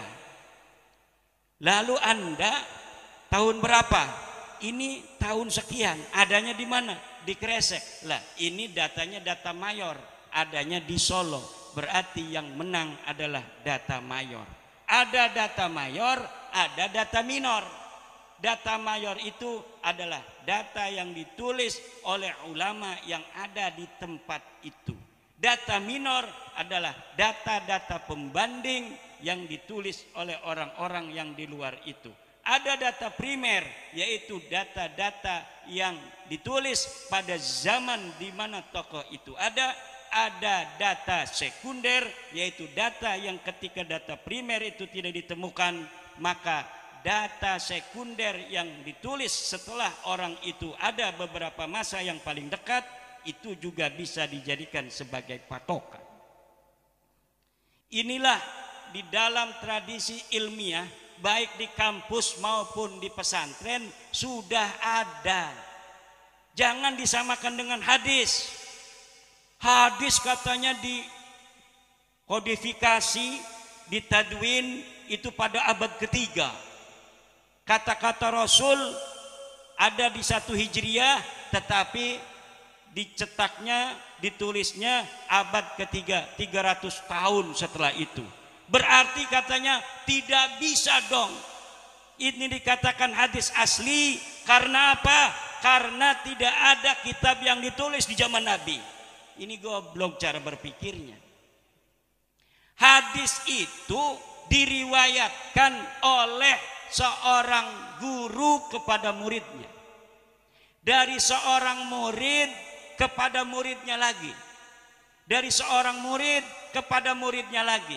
Dan ini bisa diverifikasi oleh kitab-kitab ruwat, oleh kitab Isobah fir Rijal, oleh kitab Al-Jarhu wa Ta'dil. Namanya siapa? Misalnya Imam Syafi'i mendapatkan hadis daripada Imam Malik, Imam Malik mendapatkan hadis dari Imam Nafi', Imam Nafi' mendapatkan hadis daripada Ibnu Umar, Ibnu Umar mendapatkan hadis dari Rasulullah. Ditulislah kemudian di dalam Musnad Imam Syafi'i tentang suatu hadis yang dia dapatkan dari Imam Malik. Ini bisa diverifikasi, diteliti oleh para ahli hadis. Betul enggak Imam Syafi'i hidup sejaman dengan Imam Malik? Katanya dia mendapatkan hadis dari Imam Malik. Dari sisi ittisalus sanad diperiksa. Kalau satu masa hidupnya dilihat tanggal lahir Imam Syafi'i tahun berapa, kemudian Imam Malik tahun berapa, ada enggak kemungkinan mereka bertemu? Kalau dari sisi tahun lahir dan tahun kematian, ini bisa dikatakan mereka kemungkinan bertemu. Kemudian dilihat di mana Imam Syafi'i itu pernah tinggal, di mana Imam Malik itu pernah tinggal. Kalau dimungkinkan, oh rahila ila Makkah min Palestina, kemudian warahila ila Madinah min Makkah. Tahun berapa dia ada di Madinah? Oh tahun sekian. Imam Malik di Madinah wafat tahun berapa? Tahun sekian. Oh ini Imam Malik berarti masih hidup ketika Imam Syafi'i pindah dari Mekah menuju Madinah. Berarti dari sisi ittisalus sanad ada kemungkinan besar Imam Syafi'i bertemu dengan Imam Malik dan dia bisa menjadi murid daripada Imam Malik. Itu dari sisi ittisalus sanad. Kemudian dari sisi kualitas musnidnya ini, bagaimana para ulama menerangkan tentang kualitas siqahnya Imam Syafi'i, bagaimana menerangkan tentang kualitas siqahnya Imam Malik. Oh Imam Syafi'i ini adalah orang-orang yang siqah, orang yang adil, bisa dipercaya, tidak pernah dia berdusta. Dia punya guru Imam Malik juga dia siqah, dia tidak pernah berdusta, dia tidak muttaham bil kadzib. Maka berarti antara Imam Syafi'i menerima dari Imam Malik ini adalah sahih. Sahih min haisul isnad wa sahih min haisul ruwat. Kemudian dari Imam Malik, benar nggak Imam Malik ini pernah bertemu dengan Imam Nafi'? Diteliti di kitab-kitab yang lain, dalam kitab-kitab sirah, dalam kitab-kitab tarajim, dalam kitab-kitab rihalat, perpindahan-perpindahan, dalam kitab-kitab qabail. Ini diteliti satu persatu. Kemudian dikatakanlah oleh ulama, ini hadis sahih.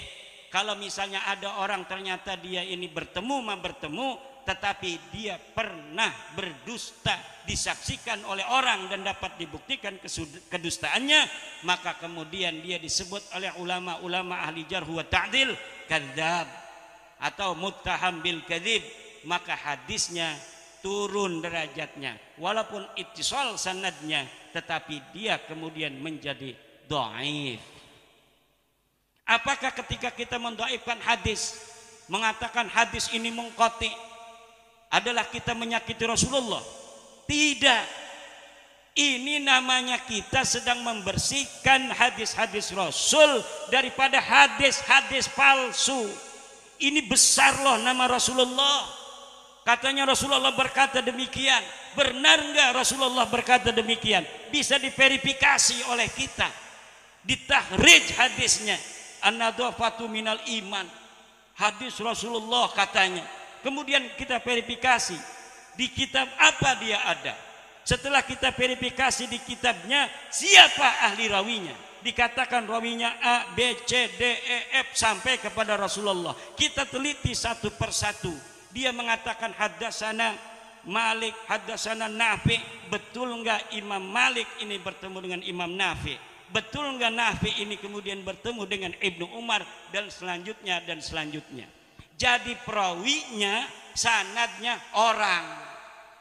Kalau nasab, sanadnya apa? Sanadnya kitab. Jadi perawi-perawinya adalah kitab. Apabila sekarang ada orang yang mengatakan mereka adalah keturunan Rasul, harus diverifikasi di kitab-kitab yang ada di setiap kurun, di kitab-kitab yang ada di setiap abad. Banyak sekali dalam satu abad ditulis kitab-kitab nasab. Kemudian pengakuan ini kita verifikasi. Dia mengaku ini Ubaidillah anaknya Ahmad, misal. Maka kemudian kita verifikasi. Ahmad ini lahir tahun berapa? Wafat tahun berapa? Ketika kita mengetahui tahun wafatnya, kemudian kita verifikasi di kitab yang sama abadnya. Kenapa yang dipentingkan adalah tahun wafatnya? Karena kadang-kadang ketika ditulis sebuah kitab, dia masih hidup, ditulis anaknya cuma 3, tapi kemudian setelah itu kitab sudah dicetak, dia nikah lagi, punya anak baru, tidak tercatat di dalam kitab yang sudah ditulis. Maka lihat kitab-kitab yang ada setelah orang itu meninggal untuk memverifikasi apakah kitab yang ditulis ketika dia masih hidup dengan kitab yang ditulis dia setelah tiada, apakah sama atau ada tambahan. Ketika sudah diketahui bahwa tidak ada tambahan dari abad keempat, abad kelima, abad keenam, abad ketujuh, abad ke-8, semuanya sepakat tidak ada orang yang bernama Ubaidillah. Lalu di abad 9 ada orang namanya anaknya Ahmad Ubaidillah. Berarti ini ketahuan bahwa ini adalah dakhilun da'iyun. Ini adalah penyusup yang mengaku-ngaku. Itu bisa diverifikasi daripada kitab-kitab Al-Qadimah. Hadis sekarang yang ada di kita, hadis Bukhari, itu dicetak abad ke-3 Hijriah. Tapi sebelumnya itu sudah ada perawi-perawinya sampai kepada Rasulullah. Dan disebutkan ini rawinya anu, rawinya anu, rawinya anu. Diteliti dalam kitab-kitab tentang nama-nama. Kemudian orang ini siqah. Maka itu sudah cukup. Tapi kalau nasab tidak ada perawinya. Perawinya siapa? Perawinya kitab-kitab. Kalau tidak ada di kitab-kitab itu, berarti pengakuan itu tidak berdasar. Orang yang mengaku keturunan raja Pajajaran, Prabu Siliwangi. Harus ada manuskripnya. Bisa jadi orang sini kalau dites DNA semuanya Prabu Siliwangi. Tapi kalau misalnya tidak ada manuskrip silsilahnya, nanti sudah ketahuan Prabu Siliwangi, saya cucu Prabu Siliwangi. Mana buktinya? Tidak ada. Hanya tes DNA, cucu Prabu Siliwangi. Ini tidak bisa ditulis dalam kitab sejarah. Nanti dia langsung binnya bin Siliwangi. Maka tetap harus ada nasab dan sajaroh. Binanu, binanu, binanu, binanu, binanu, binanu. Baru bisa ditulis di dalam kitab nasab Prabu Siliwangi. Kenapa Prabu Siliwangi itu sekarang orang-orang Jawa Barat kemungkinan besar adalah keturunan mereka, keturunan daripada Prabu Siliwangi. Karena istri Prabu Siliwangi itu 200 perempuan cantik. Enggak kayak Abah Yai Jafar. Berapa istrinya Abah Yai Jafar? Istiqomah. Prabu Siliwangi 200.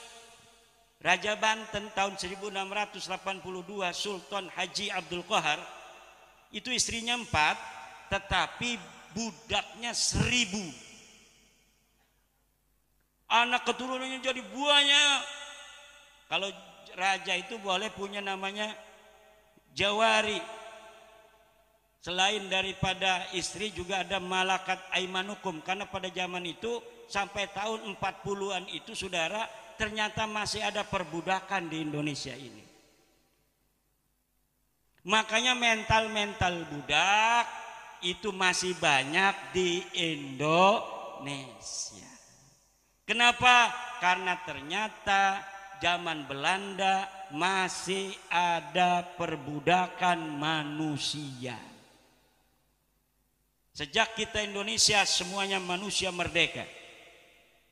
Bukan manusia merdeka dari sisi tidak ada yang menjajah, tapi kita juga harus merdeka dari setiap doktrin-doktrin yang melemahkan kita sebagai manusia.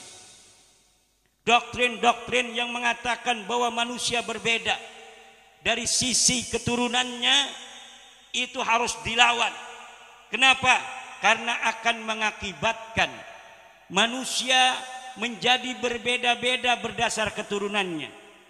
Orang sering menuduh bahwa agama Hindu agama kasta. Bukan, saudara. Agama Hindu itu bukan agama kasta. Yang pertama kali membuat kasta adalah penjajah Inggris Britania di India. Tetapi istilahnya diambil daripada ajaran agama Hindu. Dalam ajaran agama Hindu yang ada adalah catur warna. Catur warna itu artinya manusia-manusia pekerjaannya macam-macam. Ada yang jadi brahmana, ada yang menjadi kesatria, ada yang menjadi waisya, ada yang menjadi sudra. Itu adalah tingkatan manusia, bukan berdasarkan keturunannya menurut agama Hindu. Orang sudra sekarang dia kerjanya hanya menjadi pekerjaan rendah, tapi apabila dia punya anak mau bekerja keras, dia bisa naik menjadi waisya. Dia dari waisya kerja keras, mau dia daftar PNS di kerajaan, maka dia bisa naik menjadi kesatria.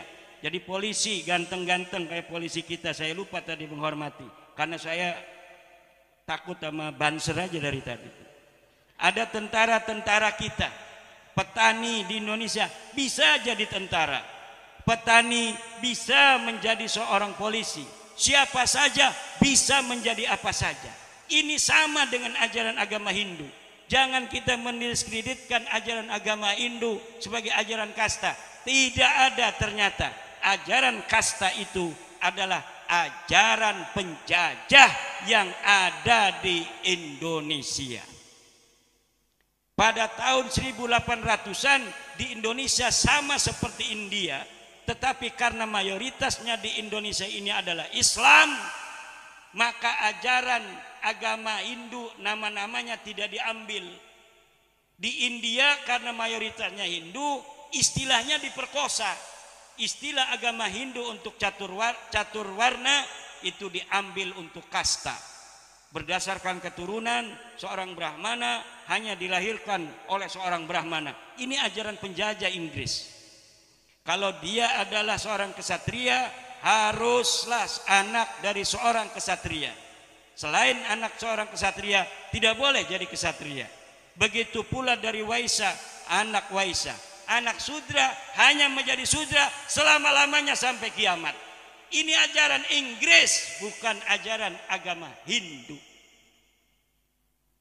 Ajaran agama Hindu diambil oleh penjajah untuk pembodohan kepada para orang-orang yang dijajah di India. Di Indonesia 3. Kasta pertama adalah kasta Eropa. Siapa saja yang lahir dengan rambutnya pirang, kulitnya bule, maka dia menjadi kasta pertama yang mendapatkan privilege dari Belanda.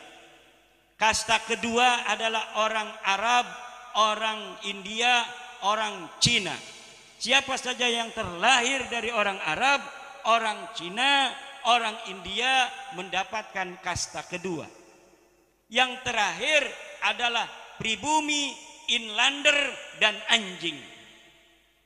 Makanya sering di zaman penjajahan ada kata-kata pribumi dan anjing tidak boleh masuk. Itu bukan hanya omongan halusinasi, tetapi dapat dibuktikan oleh dokumen-dokumen sejarah. Dan itulah yang menjadikan kita hari ini masih banyak bermental-mental inlander. Bermental-mental inlander yang inferior kalau berhadapan dengan orang dari bangsa lain. Ketemu dengan bule di Borobudur, kita pengen foto. Padahal si bule bukan siapa-siapa. Dia hanya turis miskin, datang ke Indonesia pas-pasan. Kadang-kadang dia jadi gelandangan di Bali, tapi karena kita inferior, merasa orang bule itu superior, akhirnya kita pengen foto, bangga sekali foto dengan orang bule. Ini harus dikikis dari seluruh bangsa Indonesia yang mereka ternyata keturunan raja. Zaman sekarang ini ada yang aneh, keturunan sultan yang menguasai dari daerah yang luas.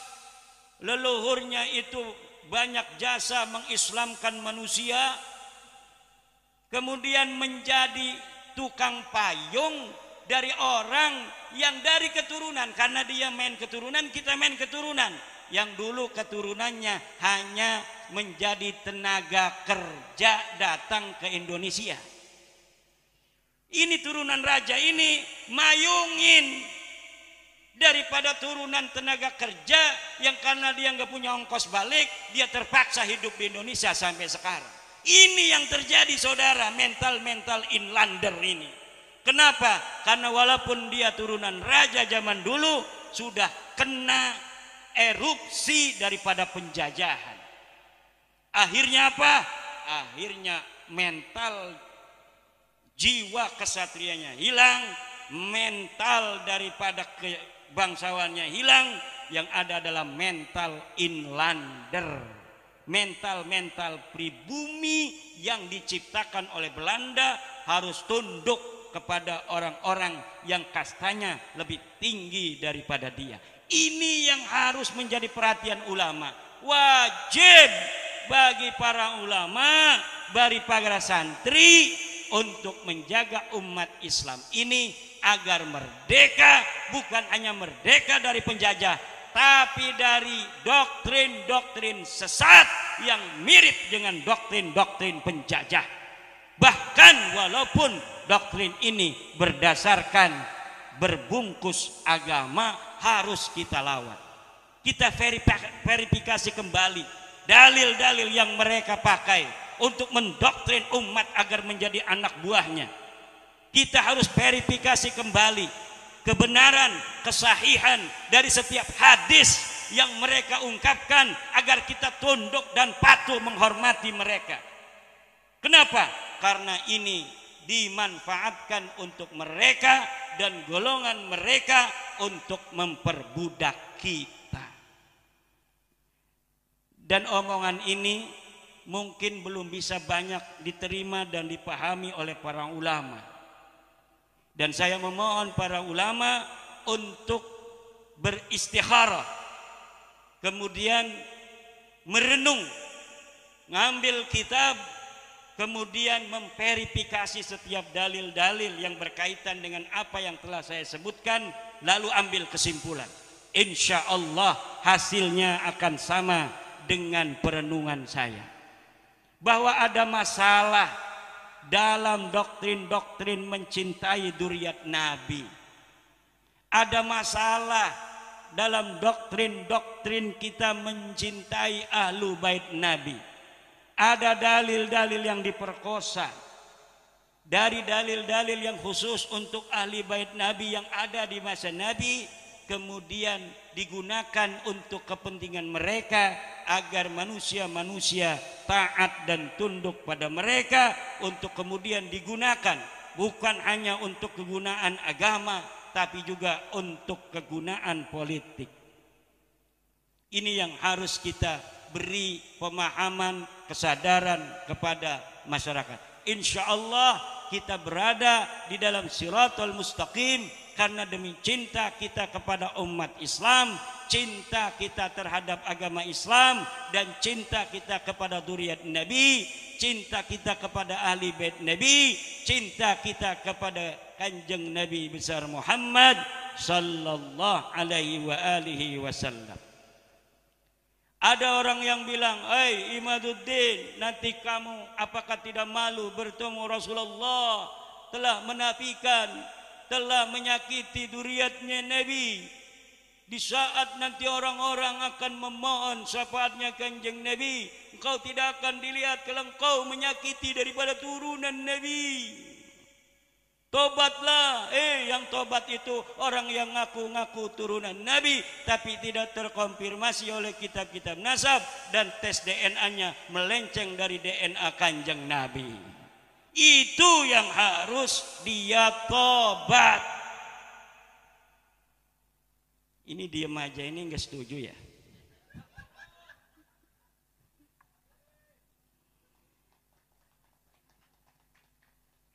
Ini udah malam juga. Kata ibu-ibu kok ceramahnya nggak ada lucu-lucunya. Saya nggak bisa ceramah lucu, Bu. Kita sekarang ceramahnya harus serius sedikit. Orang NU nggak kuat biasanya. Sebenarnya nggak lucu-lucu tuh nggak kuat. Serius-serius itu nggak kuat. Nggak diajarkan oleh para leluhur kita mengajarkan agama terlalu serius, enggak. Ini dari tadi yang ngerokok aja jarang. Kenapa? Harus merokok. Ini serius begini. Harus nyantai. Kita diajarkan dari zaman dulu memahami agama santai. Sehingga tidak terasa kita diajarin, masuk sendiri ke otak kita. Saya belajar mondok 12 tahun. Itu tidak ada guru saya mewajibkan sholat tahajud. Tapi kalau hari ini kita meninggalkan tahajud, rasanya kita rugi luar biasa, betul? Padahal tidak ada sholat tahajud berjamaah guru-guru kita di pondok, nggak ada. Hanya memberikan tauladan. Ini fadilah sholat tahajud di dalam kitab-kitab yang menerangkan tentang fadilah sholat tahajud. Nanti orang-orang santri-santri itu akan tergerak sendiri ingin menjajal tahajud. Kemudian dia jajal lagi, dia jajal lagi. Setelah dia menjajal 3 malam, 4 malam begitu indah, maka dia tidak akan tinggalkan seumur hidupnya. Zaman sekarang ada yang mewajibkan sholat duha berjamaah. Sholat tahajud berjamaah jam 2 malam lagi turun dibangunin. Ya terpaksa sholat tahajud. Ketika dia keluar dari pondok pesantren, dia balas dendam seumur hidup, tidak mau tahajud lagi. Ada nggak begitu? Ada. Dia pundung karena dia terpaksa. Makanya hal-hal yang sunnah jangan diwajib-wajibin. Hal-hal yang wajib jangan sampai disepelein. Kita para santri, para ulama menjaga nilai-nilai ini, dan ternyata apa yang diajarkan guru-guru kita ini adalah ajaran yang paling lurus. Makanya NU terakhir salamnya itu wallahul muwaffiq ila aqwami thoriqin, wassalamu alaikum warahmatullahi wabarakatuh. Ini belum selesai, lagi contoh. Ada yang ihdinas siratal mustaqim, baru assalamualaikum. Ada lagi yang apa? Billahi taufiq wal hidayah, baru kemudian salam. Tapi kalau NU wallahul muwaffiq, Allah yang memberi taufik, ila aqwami tariqin, pada jalan yang paling lurus. Bukan hanya lurus, paling lurus. Karena siratal mustaqim itu belum tentu aqwamit tariq. Siratal mustaqim ini Islam. Sekarang ada Islam Ahlussunnah wal Jamaah, itu siratal mustaqim. Ada Islam Syiah, itu siratal mustaqim. Ada Islam Jabriyah, siratal mustaqim karena Islam. Tapi belum tentu aqwamit tariq. Tariq itu adalah pecahan daripada sirat. Siratal mustaqimnya Islam, itu musuhnya Yahudi Kristen. Kalau orang sudah punya siratal mustaqim, berarti dia bukan Yahudi, bukan Kristen. Di dalam siratal mustaqim ada taraik, ada jalan-jalan. Ada jalan Ahlussunnah wal Jamaah kita NU. Ada jalan daripada Syiah, ada jalan Khawarij, ada jalan Mu'tazilah, ada jalan Jabriyah, ada jalan Qadriyah dan sebagainya. Nah, aqwami thariq adalah Ahlussunnah wal Jamaah an-Nahdiyah. Kenapa? Karena sekarang ahli sunnah juga dirampok oleh orang-orang Wahabi, ngakunya dia bukan mujassimah lagi. Sekarang ngakunya mereka juga Ahlussunnah wal Jamaah. Makanya Kiai Ma'ruf Amin menambahi istilah Ahlussunnah dengan Ahlussunnah wal Jamaah an-Nahdiyah. Makanya saya mengarang kitab Al-Fiqratun Nahdiyah, artinya pemikiran-pemikiran ahli sunnah Nahdiyah seperti yang digariskan oleh ulama-ulama kita. Dalam fikih kita mengikuti salah satu dari 4 madhab. Madhab Imam Hanafi atau madhab Imam Malik. Daripada tasawuf Imam Ghazali dan Imam Junaid al-Baghdadi. Kenapa harus Imam Junaid dan Imam Ghazali? Karena tasawufnya tasawuf sunni man jama'a baina al-fiqhi wat tasawuf. Karena orang yang berfikih tapi dia tidak bertasawuf, maka dia menjadi fasik. Orang yang bertasawuf tapi dia tidak berfikih, dia menjadi zindiq. Orang yang mengambil kedua-duanya adalah muhaqqiq. Man tasawwafa wa lam yatafaqqah faqad tazandaqa, wa man tafaqqaha wa lam yatasawwaf faqad tafassaqa, wa man jama'a bainahuma faqad tahaqqaqa. Inilah Nahdlatul. Makanya tarekat-tarekat yang macam-macam muter-muter segala itu hati-hati. Ini saya lihat Les Bumi, ini kadang-kadang memperlihatkan atau mendukung tasawuf-tasawuf yang tidak berafiliasi terhadap Imam Al-Ghazali dalam Ihya dan Bidayatul Mujtahid, juga tidak terafiliasi terhadap pendapat-pendapat Imam Junaid al-Baghdadi, yaitu tasawuf yang ghulu, tasawuf yang terlalu berlebihan, tasawuf yang mengarah kepada zindik lebih dekat daripada kepada sunnah. Maka tasawuf kita, tasawuf NU adalah tasawufun sunniyun yang hanya berafiliasi dari ajaran-ajaran Imam Ghazali, yang nanti tarekatnya ada dari Syekh Abdul Qadir Jailani, karena beliau adalah murid daripada Imam Al-Ghazali. Tarekat Qadiriyah tarekat Naqsyabandiyah, tarekat Syadiliyah, tarekat Syatariyah, itu adalah tarekat-tarekat yang mu'tabarah, yang bermuara kepada Imam Al-Ghazali dan Imam Junaid Al-Baghdadi. Tarekat yang tidak di dalam sanad melewati dua ini itu tidak dianggap mu'tabarah di dalam Nahdlatul Ulama. Ini juga yang harus diperhatikan oleh Jatman. Setiap ada thariqah yang daftar kepada Jatman, thariqah baru yang dibawa ke Indonesia, harus dilihat sanad silsilah daripada thariqah itu apakah melewati Imam Al-Ghazali atau Imam Junaid Al-Baghdadi. Kalau tidak melewati keduanya, maka thariqah itu thariqatun ghairu mu'tabaratin, thariqah yang tidak mu'tabarah. Untuk terakhir, karena saya diminta untuk mengijazahkan kitab-kitab tulisan saya, juga sanad ijazah ini, karena dalam ijazah itu ada dua cara. Itu ijazah dengan langsung membaca kitabnya sampai tamat. Ada juga ijazah yang diberikan kepada murid dengan ijazah amah, bahwa nanti dia bisa untuk mengambil nama daripada yang mengijazahkan sebagai bagian daripada sanadnya di dalam ilmu atau sanadnya di dalam kitab yang dia karang.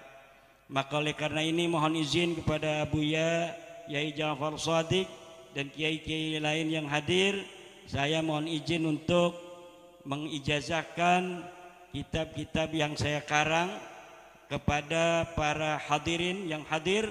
Juga nanti para hadirin bisa mengijazahkannya kepada murid-muridnya dengan mengittisalkan sanadnya kepada muallif, yaitu saya sendiri.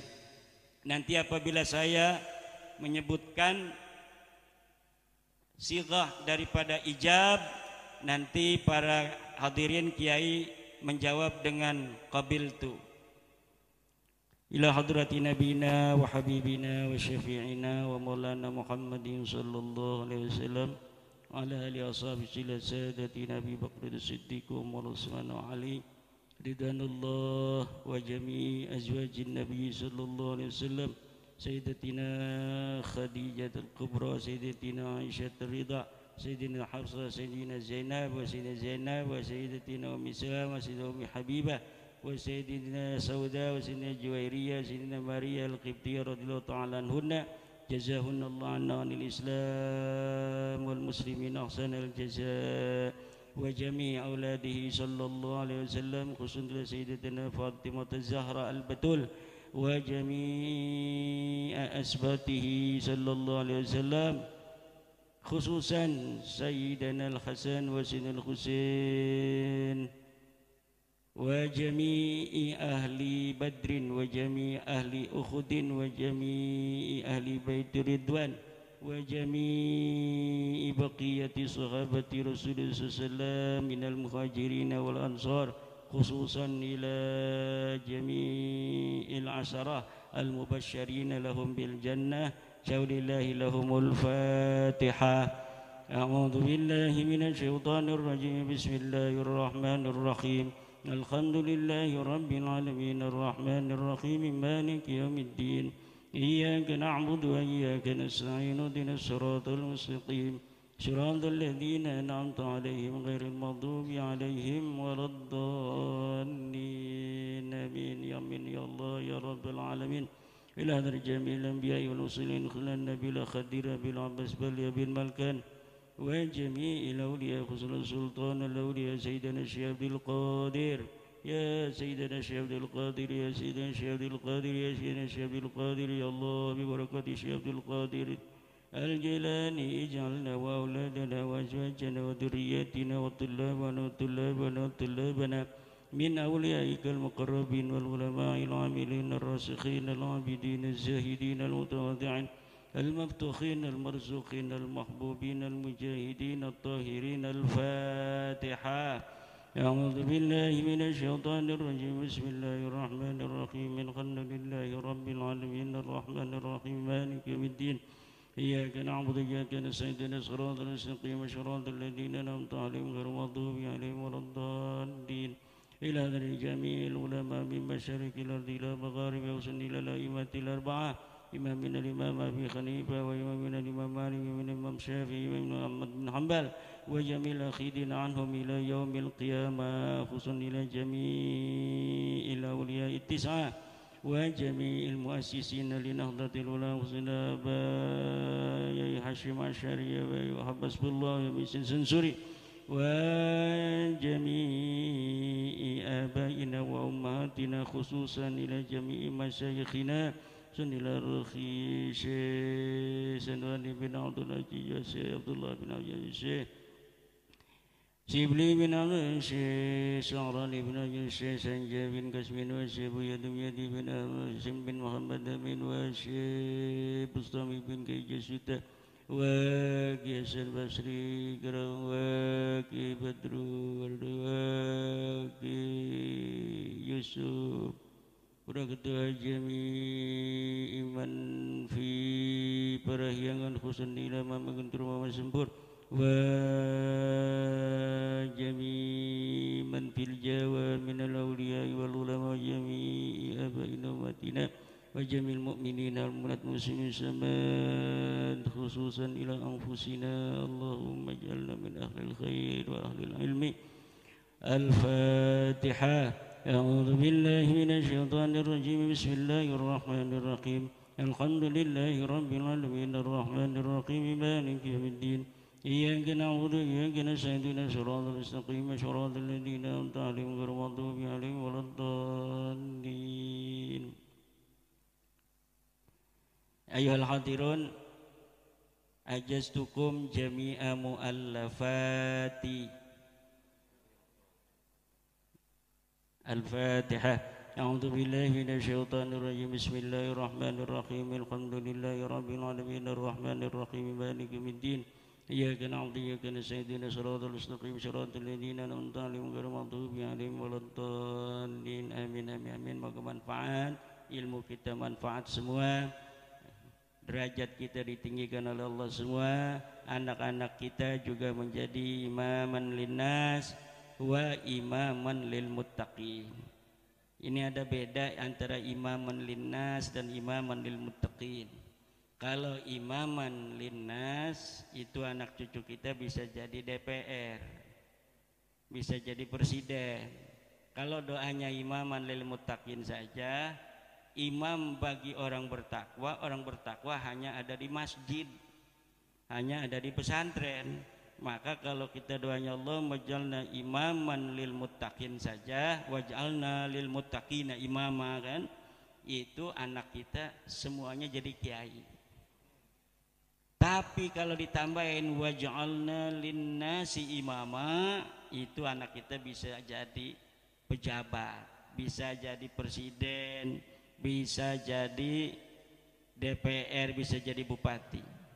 Karena Nabi Ibrahim itu oleh Allah disebutnya inni ja'iluka linnasi imama, aku jadikan engkau adalah imam bagi manusia.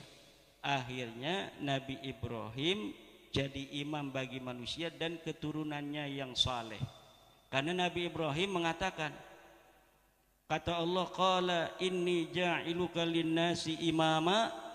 Kata Nabi Ibrahim, wa min dzurriyyati, keturunanku semua ya Allah. Tidak, kata Allah, la yanalu ahdidz zalimin. Qala la yanalu ahdidz zalimin, kata Allah, kalau yang zalim dari keturunanmu tidak akan menjadi imam bagi manusia. Maka berarti yang saleh dari keturunan Nabi Ibrahim itu akan menjadi imam bagi manusia. Nah, kalau yang waj'alna lil muttaqina imama itu didoakan oleh ibadur rahman. Ibadur rahman itu para ulama-ulama saleh, para kiai. Para kiai memang pengen anak cucunya hanya jadi kiai, enggak mau jadi DPR, Maka yang didoakan cuma menjadi imam bagi orang bertakwa. Imam orang bertakwa hanya ada di masjid. Dia jadi pemimpin sholat tarawih. Itu namanya imaman lil muttaqin. Kalau imaman lin nas, maka itu orang yang Islam jadi anak buahnya, orang yang toleh jadi anak buahnya, orang ahli maksiat juga anak buahnya. Makanya lebih berat menjadi imaman linnas. Makanya kiai-kiai itu pengennya enak aja, imaman lil muttaqin ya udah nurut semua itu. Tapi kalau imaman linnas kayak Kiai Ma'ruf Amin dengan Pak Joko Widodo dicerta, dicaci.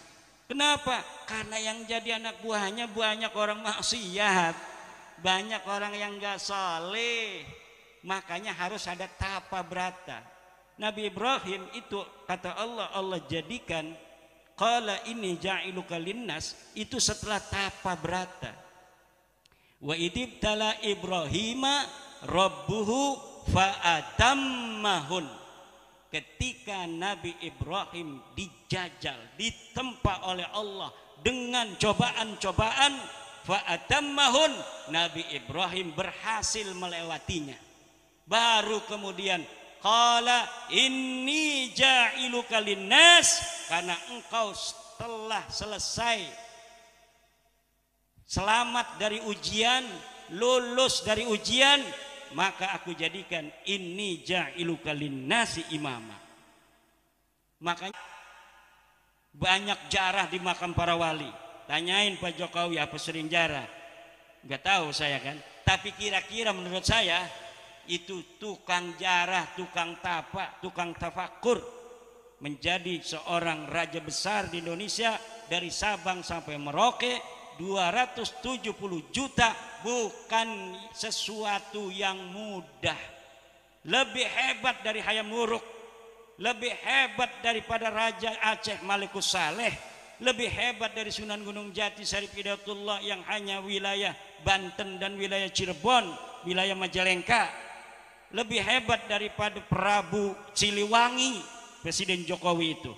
Maka menjadi turunan Presiden Jokowi itu lebih hebat daripada turunan Prabu Siliwangi, saudara-saudara.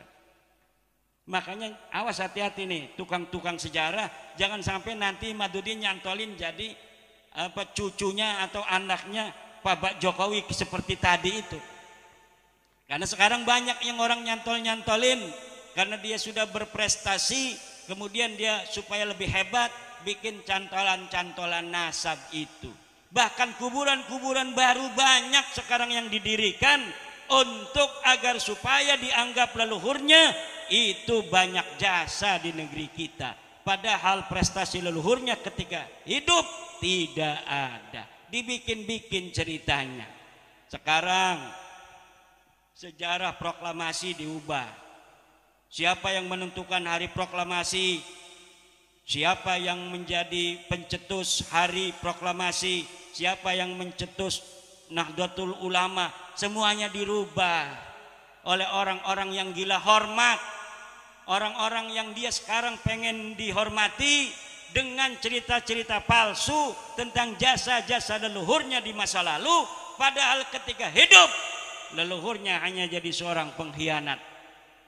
Tetapi mereka sekarang ingin dimuliakan, ingin dihormati. Hati-hati, sejarah kita harus dijaga, jangan sampai dirubah. Kalau sedikit ada orang ceramah membuat sejarah-sejarah yang tidak sesuai dengan fakta sejarah, harus langsung anak-anak NU, anak-anak Ansor, anak-anak Pagar Nusa bikin video tandingannya agar sejarah palsu ini jangan menyebar di tengah masyarakat tanpa ada yang mengkoreksinya. Demikian, mudah-mudahan manfaat. Wallahul muwaffiq ila aqwamit thoriq. Wassalamualaikum warahmatullahi wabarakatuh.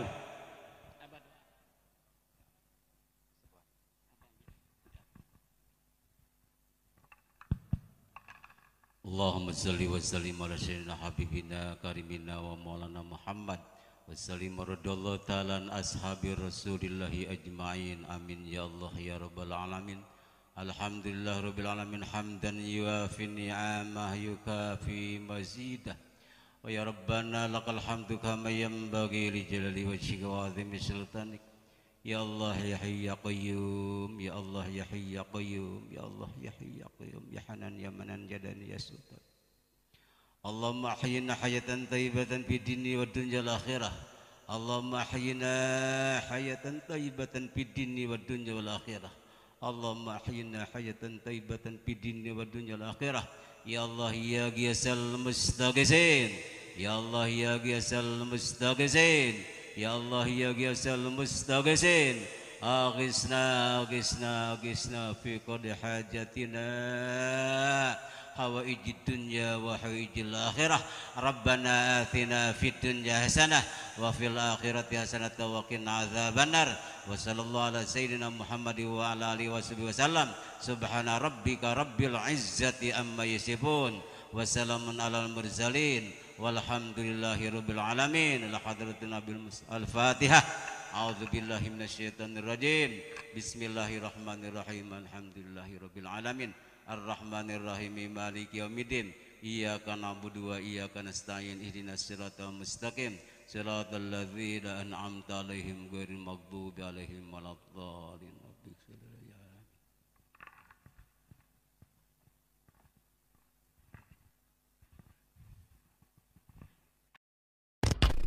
Maulidina TV.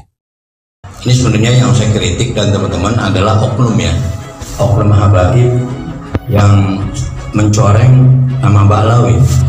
Kurang ajarnya keterlaluan. Dia ngatain para kiai pribumi dengan maaf anjing, babi, curut. Woi anjing, woi babi, kenapa kau kalau ceramah pakai taris, pasang taris? Woi anjing, woi babi, kenapa engkau bilang kalau anak cucu kekasihku itu nggak ada? Ini harus dilawan Pak.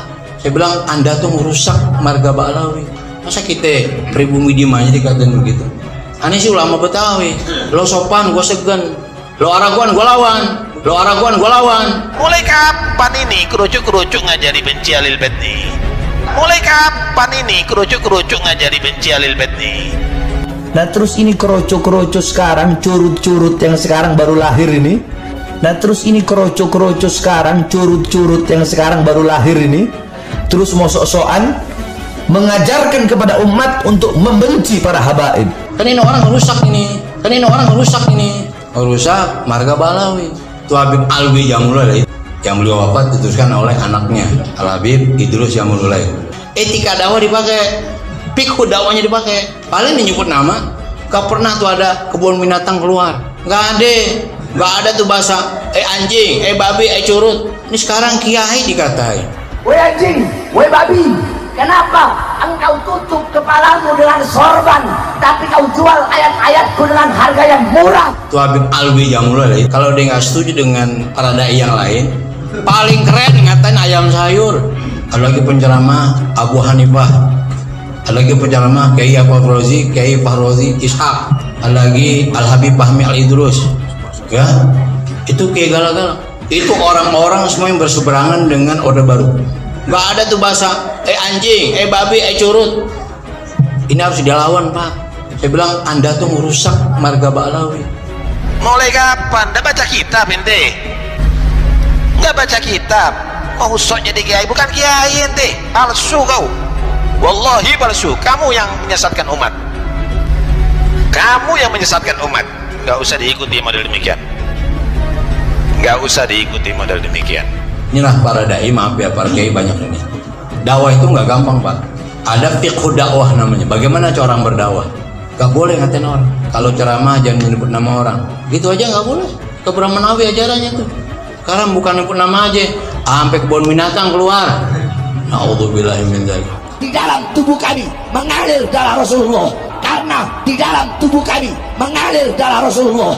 Di dalam tubuh kami mengalir darah-darah perjuangan, darah-darah keberanian. Nah ini yang sekarang lagi viral nih, rame ini. Jadi saya nggak bahas karena saya nggak punya data. Jadi kita ngomong sisi moral saja. Bapak kalau baca dalam surah akhir dari surah Al-Kahfi, siapa yang apa? Wa man kana yarju liqa'a rabbih falyamal amalan sholiha wala yusyrik bi ibadati rabbih ahada. ujungnya ginilah, kalau diterjemahkan bebas, siapa yang kepengen surga, gitu aja.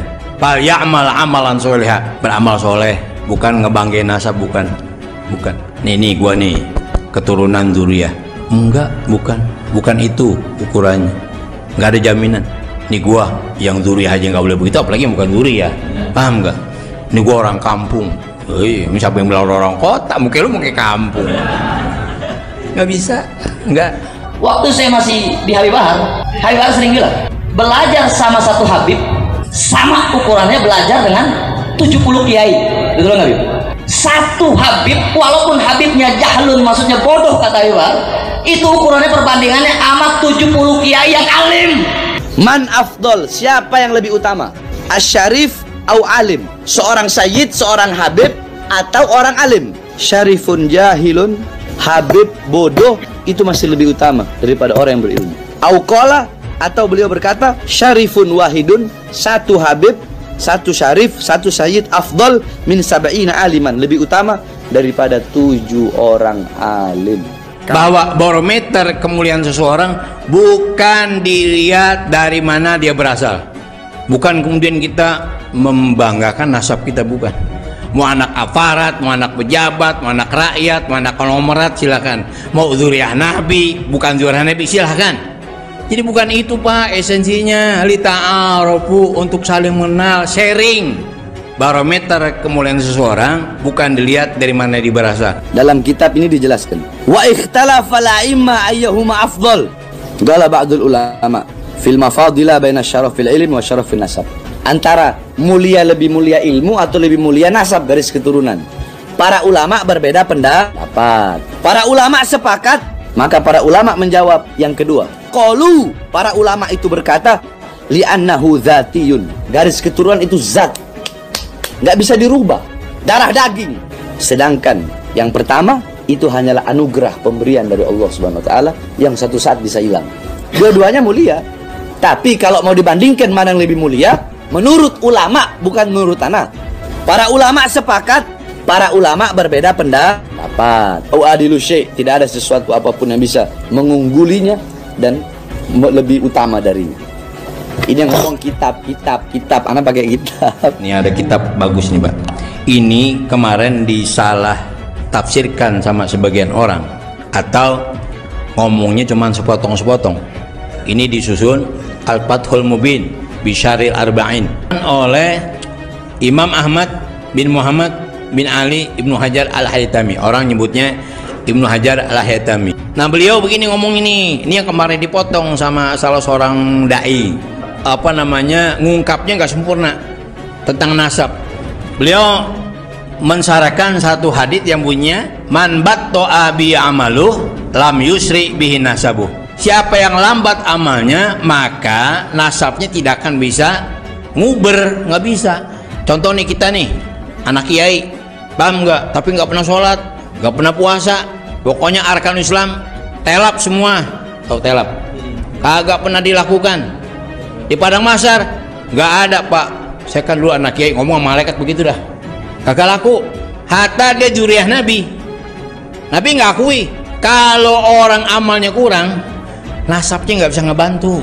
Berarti kalau kita ngabdinya sama 10 habib, sama belajar sama berapa 70 kiai, ratusan, betul nggak? Man afdal, syarif atau alim yu'mal bi ilmi.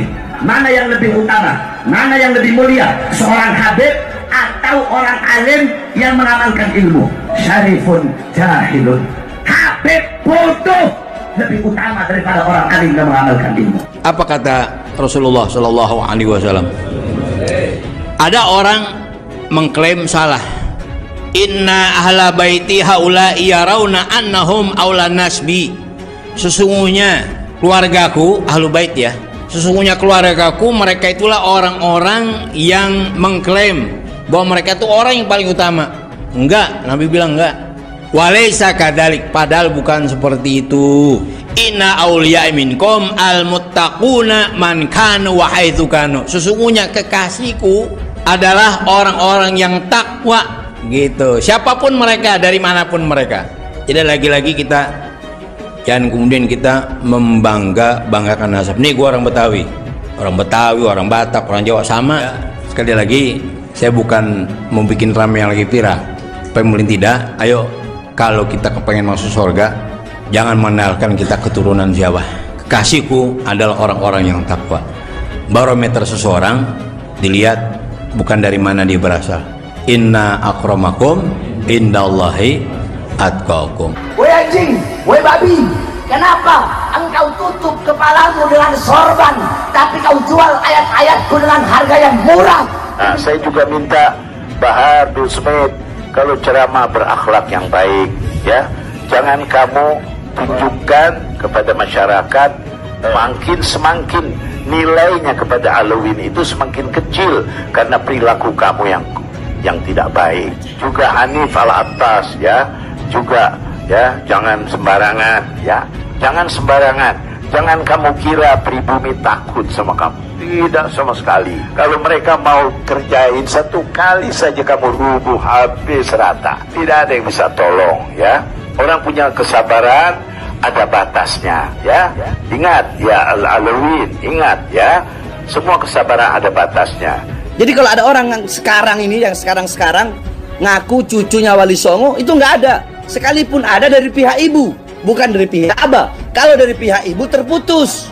Bahar Dusmit, para sunan adalah turunan Rasul Sallallahu Alaihi Wasallam. Mereka lebih dekat kepada Rasul daripada saya turunannya, ya. Kita harus akui, ya. Saya bangga tuh sama guru saya, Al-Habib Abu Bakar bin Hasan Al-Atos Az-Zabidi. Walaupun dia Balawi, dia proporsional. Yang namanya katakan walaupun pahit, dikatakan sama dia. Qulil haqqa walau kana murran. Katakan yang benar walaupun pahit, disampaikan. Nasihatin tuh habaib, ya kan? Tapi resikonya dibenci sama para habaib yang lain. Bagi dia nggak peduli, ya. Saya salut, artinya tetap profesional. Seorang guru yang bisa membimbing. Kalau ada golongan dia, dinasihatin. Di dalam kitab ini disebutkan lebih dari 150 ulama aswaja yang mensahkan nasab Ba'alwi sebagai suriah Nabi. Dan dalam kitab ini, saudara, disertakan lebih dari 100 referensi kitab nasab. Di kitab ini ditaruh tentang masalah DNA secara ilmiah, saudara. Jadi ini kitab sudah menjawab semua pertanyaan. Geng begal nasab. Ada yang bilang tes DNA nggak bisa jadi bukti syar'i untuk mengisbat nasab. Saya jawab, kalau ada bukti tes DNA saja, you tetap nggak percaya, apalagi tanpa bukti. Logikanya kok aneh-aneh. Basul Masail NU di Solo memutuskan hasil tes DNA memang tidak bisa untuk membuktikan, mengisbatkan nasab seseorang, tapi bisa untuk membatalkan nasab. Menguji setiap tingkatan nasab ini dengan sumber-sumber sebisa mungkin sampai tingkatan akhir yang bisa dilakukan. Nah, ini dijadikan alasan dalil harus ada kitab sezaman. Padahal di sini sedang satu yuwathik itu artinya bukan menguji. Yuwathik itu artinya menguatkan dengan dokumen, dengan data. Dan itu pun di sini bukan syarat mutlak, ma'amkan sebisanya. Kalau bisa ya bagus. Kalau nggak bisa terus nggak semerta-merta nasab itu dianggap batal. Kalau ada kitab sezaman ya bagus, luar biasa. Tapi kalau enggak, ya nggak semerta-merta kitab itu dianggap, nasab itu dianggap batal. Lalu begitu mudahnya aneh keturunan Rasulullah. Sing 700 tahun angel, Mas. Apa mana sing 1400 tahun, kecuali mau dibuktikan. Lalu ada kakak yang berbeda. Kakak terbit tahun 400 Hijriah, Ahmad bin Isa tercatat anaknya 3. Kakak terbit tahun 900, tercatat Ahmad bin Isa anaknya 4. Kalau ada 2 kakak beda, kakak lawas dan kakak baru, yang asli yang mana? Lawas. Yang lawas lah. Kok aneh sampai? Dikopi sama Imad, dimasukkan dalam catatan yang disebut tesis tadi, saudara. Kita sudah buktikan, kita bongkar semua, saudara. Semua serangan Wahabi ke habaib itu yang dijadikan dasar oleh Imad untuk menyerang habaib. Ini namanya bukan tesis, ini sampah. Nabi alim pinter, dia logikanya konyol. Nabi sabar jembar dodone, dek ngamuan takbir prak, terus ngaku keturunan Nabi, dites tak boron, dilacak nasabnya urut satu persatu per generasi tak boron. Kenapa nasabah itu keterangannya diterima walaupun nggak sezaman? Karena memang setelah melalui proses validasi yang begitu kuat, kemudian ada ancaman dari Nabi, bohong atas nama Nabi, neraka, menisbatkan kebukan bapaknya neraka. Bahkan Ibnu Hajar juga memberikan postulat bagaimana seorang itu ulama harus punya ghirah, jangan sampai ada orang yang intisab ke Rasulullah Shallallahu Alaihi Wasallam ya bighairi yang padahal dia nggak berhak, nggak nyambung nasabnya tapi dia pura-pura nyambung. Itu jadi ghirahnya para ulama betul dalam menjaga kemudian nasab Rasulullah SAW. Sehingga seorang nasabah itu keterangannya walaupun nggak sezaman sudah barang tentu dia wajib untuk mengambil data dari yang sebelum-sebelumnya, sehingga apa yang dia cantumkan itu harus sudah terverifikasi menurut standar ilmu nasab dan ilmu syariat. Andai dari kajian Kiai Iman lalu terbukti fulan yang selama ini kita yakini dzurriyyah Rasul ternyata terbukti bukan, maka hukum kita ngaji kitab karangan dia seperti kita ngaji Fathul Qorib tanpa harus meyakini pengarang Fathul Qorib keturunannya Kanjeng Nabi gitu loh. Dan keturunan Nabi, saudara, para habaib sebagai dzurriyyah Nabi, mereka juga punya kedudukan mulia dan wajib untuk dicintai. Panjenengan yang selama ini nggak dianggap keturunan Nabi, tak usah khawatir bon. Siapa tahu penelitian Kiai Iman dan kawan-kawan sampean terbukti keturunan Nabi, maka kami nggak ragu hormat neng sampean, nggak ragu mahabbah neng sampean. Ojo kesusu musuhi Kiai Iman. Penelitian ini untuk kamu juga gitu loh. Timbang diragukan terus, timbang maskok fih terus, timbang mukhtalaf fih terus, timbang iltibas terus, ndang dijelas nih mas. Orang tua kita Haji Roma Irama selalu mengatakan batal berdasarkan ilmu nasab, berdasarkan penelitiannya Haji Maduddin. Ya, sekarang ilmu nasab yang mana kaidah yang dia pakai? Itu pertanyaan saya. Kalau dia mengklaim batal menurut saya, ya terserah, siapapun bisa berpendapat kalau menurut saya. Tapi ini sangat menurut ilmu nasab. Menurut kamu apakah kamu ilmu nasab yang harus diikuti? Kan itu. Sayangnya dia nggak gentle. Akhirnya mencari pembenaran dari berbagai kitab teori nasab. Di Indonesia ada kiai yang jabatannya di NU jauh lebih top daripada Kiai Iman, tapi beliau tidak takhusus di bidang nasab. Kiai Iman mungkin hanya pengurus RMI Banten, wong cilik mungkin, tapi takhusus di bidang nasab. Andai tanya fikih mungkin masih kepada beliau, andai tanya kebijakan NU mungkin masih pada beliau, tapi lek tanya nasab yang takhusus itu Kiai Iman. Insya Allah habaib dan para muhibbin, habaib dan para pecintanya kelak akan kumpul bersama Nabi kita Muhammad Sallallahu Alaihi Wasallam. Adapun mereka yang mencaci maki habaib, yang menghina habaib, yang benci dengan habaib, kita lihat saja nanti di akhirat. Kita lihat siapa yang dipanggil oleh Nabi dan siapa yang dipengoskan oleh Nabi, saudara. Kita lihat nanti siapa yang Nabi tersenyum kepadanya dan siapa yang Nabi marah kepadanya. Kalaupun diteliti ternyata bukan, saman kudu lilo demi menjaga kemurnian anak cucu Nabi, dzurriyyah Nabi, daripada saya dicantol-cantolkan di situ, keturunan itu jadi nggak murni. Mending saya dikeluarkan dari situ nggak apa-apa demi menjaga kemurnian keturunan Nabi. Alhamdulillah telah kita dengarkan bersama. Jadi berhati-hati dengan mereka kaum Ba'alawi. Kaum Ba'alawi ini tipu dayanya luar biasa, Kalau untuk orang awam sangat terpengaruh dengan jubah dan sorban mereka itu. Padahal yang disampaikan oleh mereka itu hanyalah doktrin, khurafat, klaim ini, klaim itu, semuanya diklaim.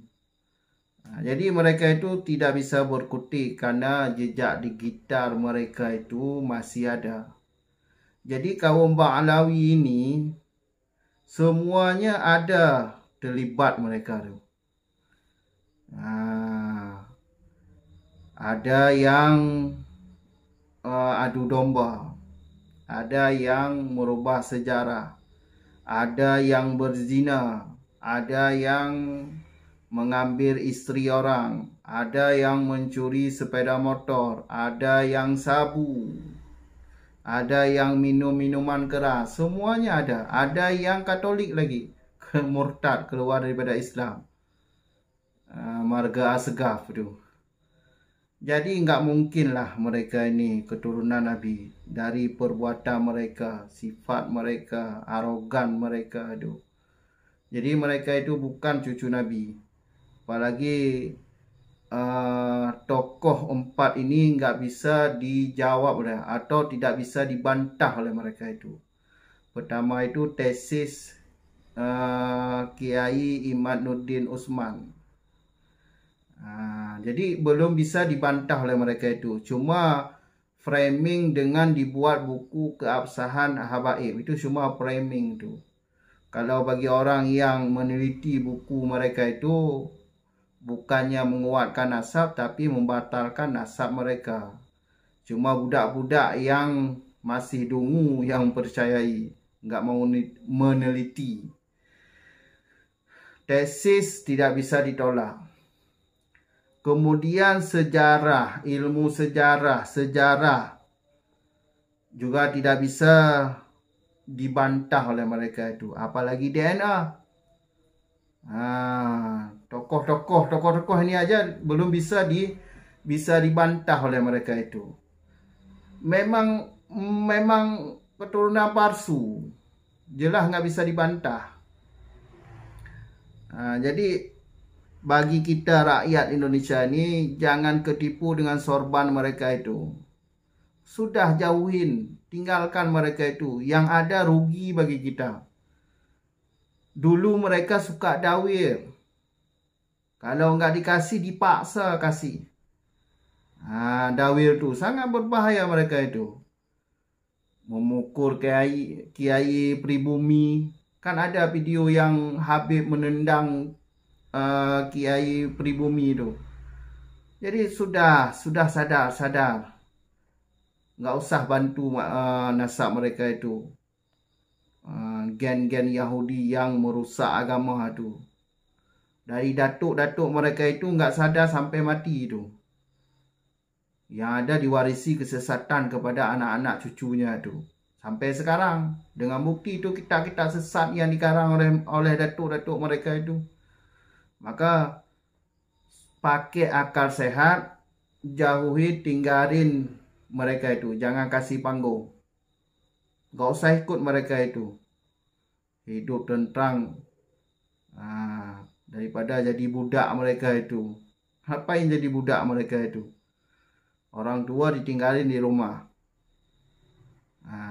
Jadi cukup di sini dulu. Sampai jumpa di video selanjutnya.